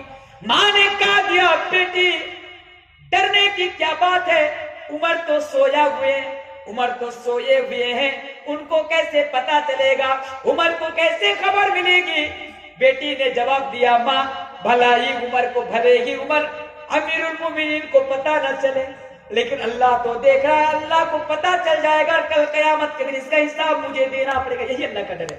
आप में से कोई चाय वाला है, चाय की दुकान दे रहे आप में से कोई? बहुत सारे चाय वाले क्या करते हैं, ऐसा होता है, चाय की दुकान में जाते कहते भाई एक बढ़िया से चाय पिला दीजिए। बोला कैसी चाय? स्पेशल चाय। बिल्कुल दूध ओरिजिनल है ना? बोला ओरिजिनल दूध है। मैंने पानी मिलाया? बिल्कुल पानी नहीं मिलाया। देखिए पहले ये वाक्य तो मैं सुना रहा हूँ कि ऐसा होता है, और दूसरी बात ये कि मैं माफी भी मांग लेता हूँ, क्योंकि मैं चाय वाले से बहुत डरता हूँ। और चाय वाले से डर, देखिए मैं किसी से नहीं डरता, चाय वाले से थोड़ा थोड़ा डरता हूँ। क्यों पता नहीं कौन कब की सरकार में आ जाए, क्योंकि अभी तक चाय वाले का ही सब कुछ चल रहा है। तो बहरे का ऐसा होता है, दुकान में गए, पूछा चाय वाले भाई ये दूध ओरिजिनल है? बोला हाँ ओरिजिनल दूध है। मैंने कहा चाय पिला दो। अब जब चाय पीता हूं तो पता चलता है कि दूध कम पानी ज्यादा मिला हुआ, दूध कम पानी ज्यादा मिला हुआ। तो अगर आप ये कहकर किसी को चाय पिला देते हैं ना, अगर अल्लाह का डर आपके अंदर पैदा होगा तो आप ऐसा नहीं करेंगे। अल्लाह का डर है।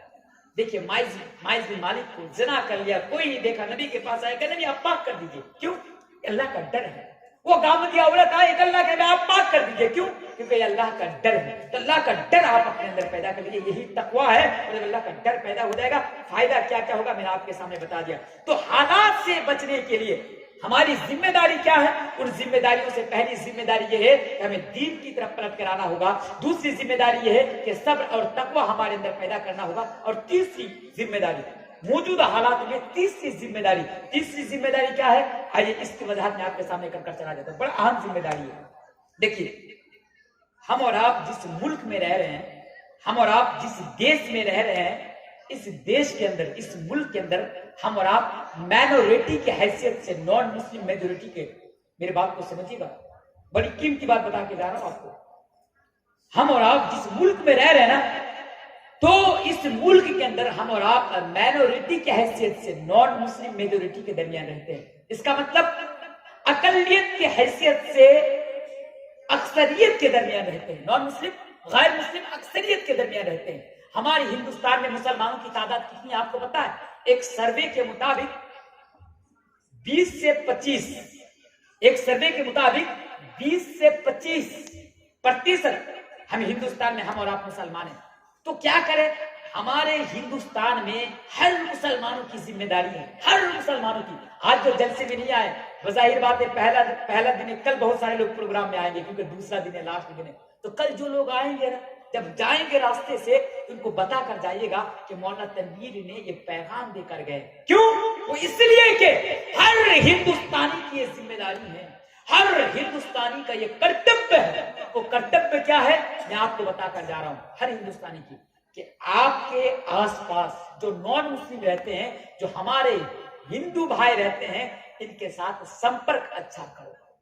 हिंदुस्तानी मुसलमानों, मौजूदा हालात में मुसलमानों की एक अहम जिम्मेदारी भी यह है कि हम जिस मुल्क के अंदर रहते हैं, इस मुल्क के अंदर हम अपने नॉन मुस्लिम भाई के साथ अपना रिश्ता को मजबूत करेंगे, अपने रिश्ता को मजबूत करेंगे, और अपने अखलाक के जरिए से, अपने किरदार के जरिए से, अपने बिहेवियर के जरिए से इस्लाम की सच्ची तस्वीर उन तक पहुंचाएंगे। देखिए अगर आज हम और आप जुल्म के शिकार हैं, आज अगर हम और आप जुल्म के शिकार हैं, आज ये दलाल दल्ला, क्या दलाल जिसको छोड़ के रखा है वसीम रिजवी, कुरान के ऊपर पाबंदी लगाने की बात कही 26 आयतों के ऊपर कुरान की, बहुत सारे नॉन मुस्लिम भाइयों ने उसके ऊपर यकीन कर लिया कि हाँ ये वसीम रिजवी सही बोल रहा है। आज हमारे नॉन मुस्लिम भाई क्यों यकीन कर रहे हैं? आज हमारे मदरसों के बारे में कहा जाता है कि मदरसों में आतंकवाद की तालीम दी जाती है, मदरसों में दहशतगर्द की तालीम दी जाती है। हमारे नॉन मुस्लिम भाई यकीन कर लेते हैं। क्यों? आज हमारे नॉन मुस्लिम भाई क्यों यकीन करते हैं? मुझे जरा बताइए, कभी हमने सोचने की कोशिश की? कभी हमने सोचने की कोशिश की? क्या कहा जाता है कि हर मुसलमान आतंकवाद होते हैं, हमारे नॉन मुस्लिम भाई यकीन कर लेते हैं कि मुसलमान आतंकवाद होते हैं। क्यों? आज मुसलमानों के बारे में कुछ भी बोला जाता है, आज हमारे नॉन मुस्लिम भाई उसके ऊपर ट्रस्ट कर लेते हैं, उसके बाद उसके ऊपर यकीन कर लेते हैं, बिलीव कर लेते हैं। उसकी वजह क्या है? वजह आपको कोई नहीं बताएगा। आज मौलवी तनवीर आलम आपको वजह बताकर जा रहा है। बता दीजिएगा मेरे पैगाम को हिंदुस्तान के हर एक मुसलमान तक।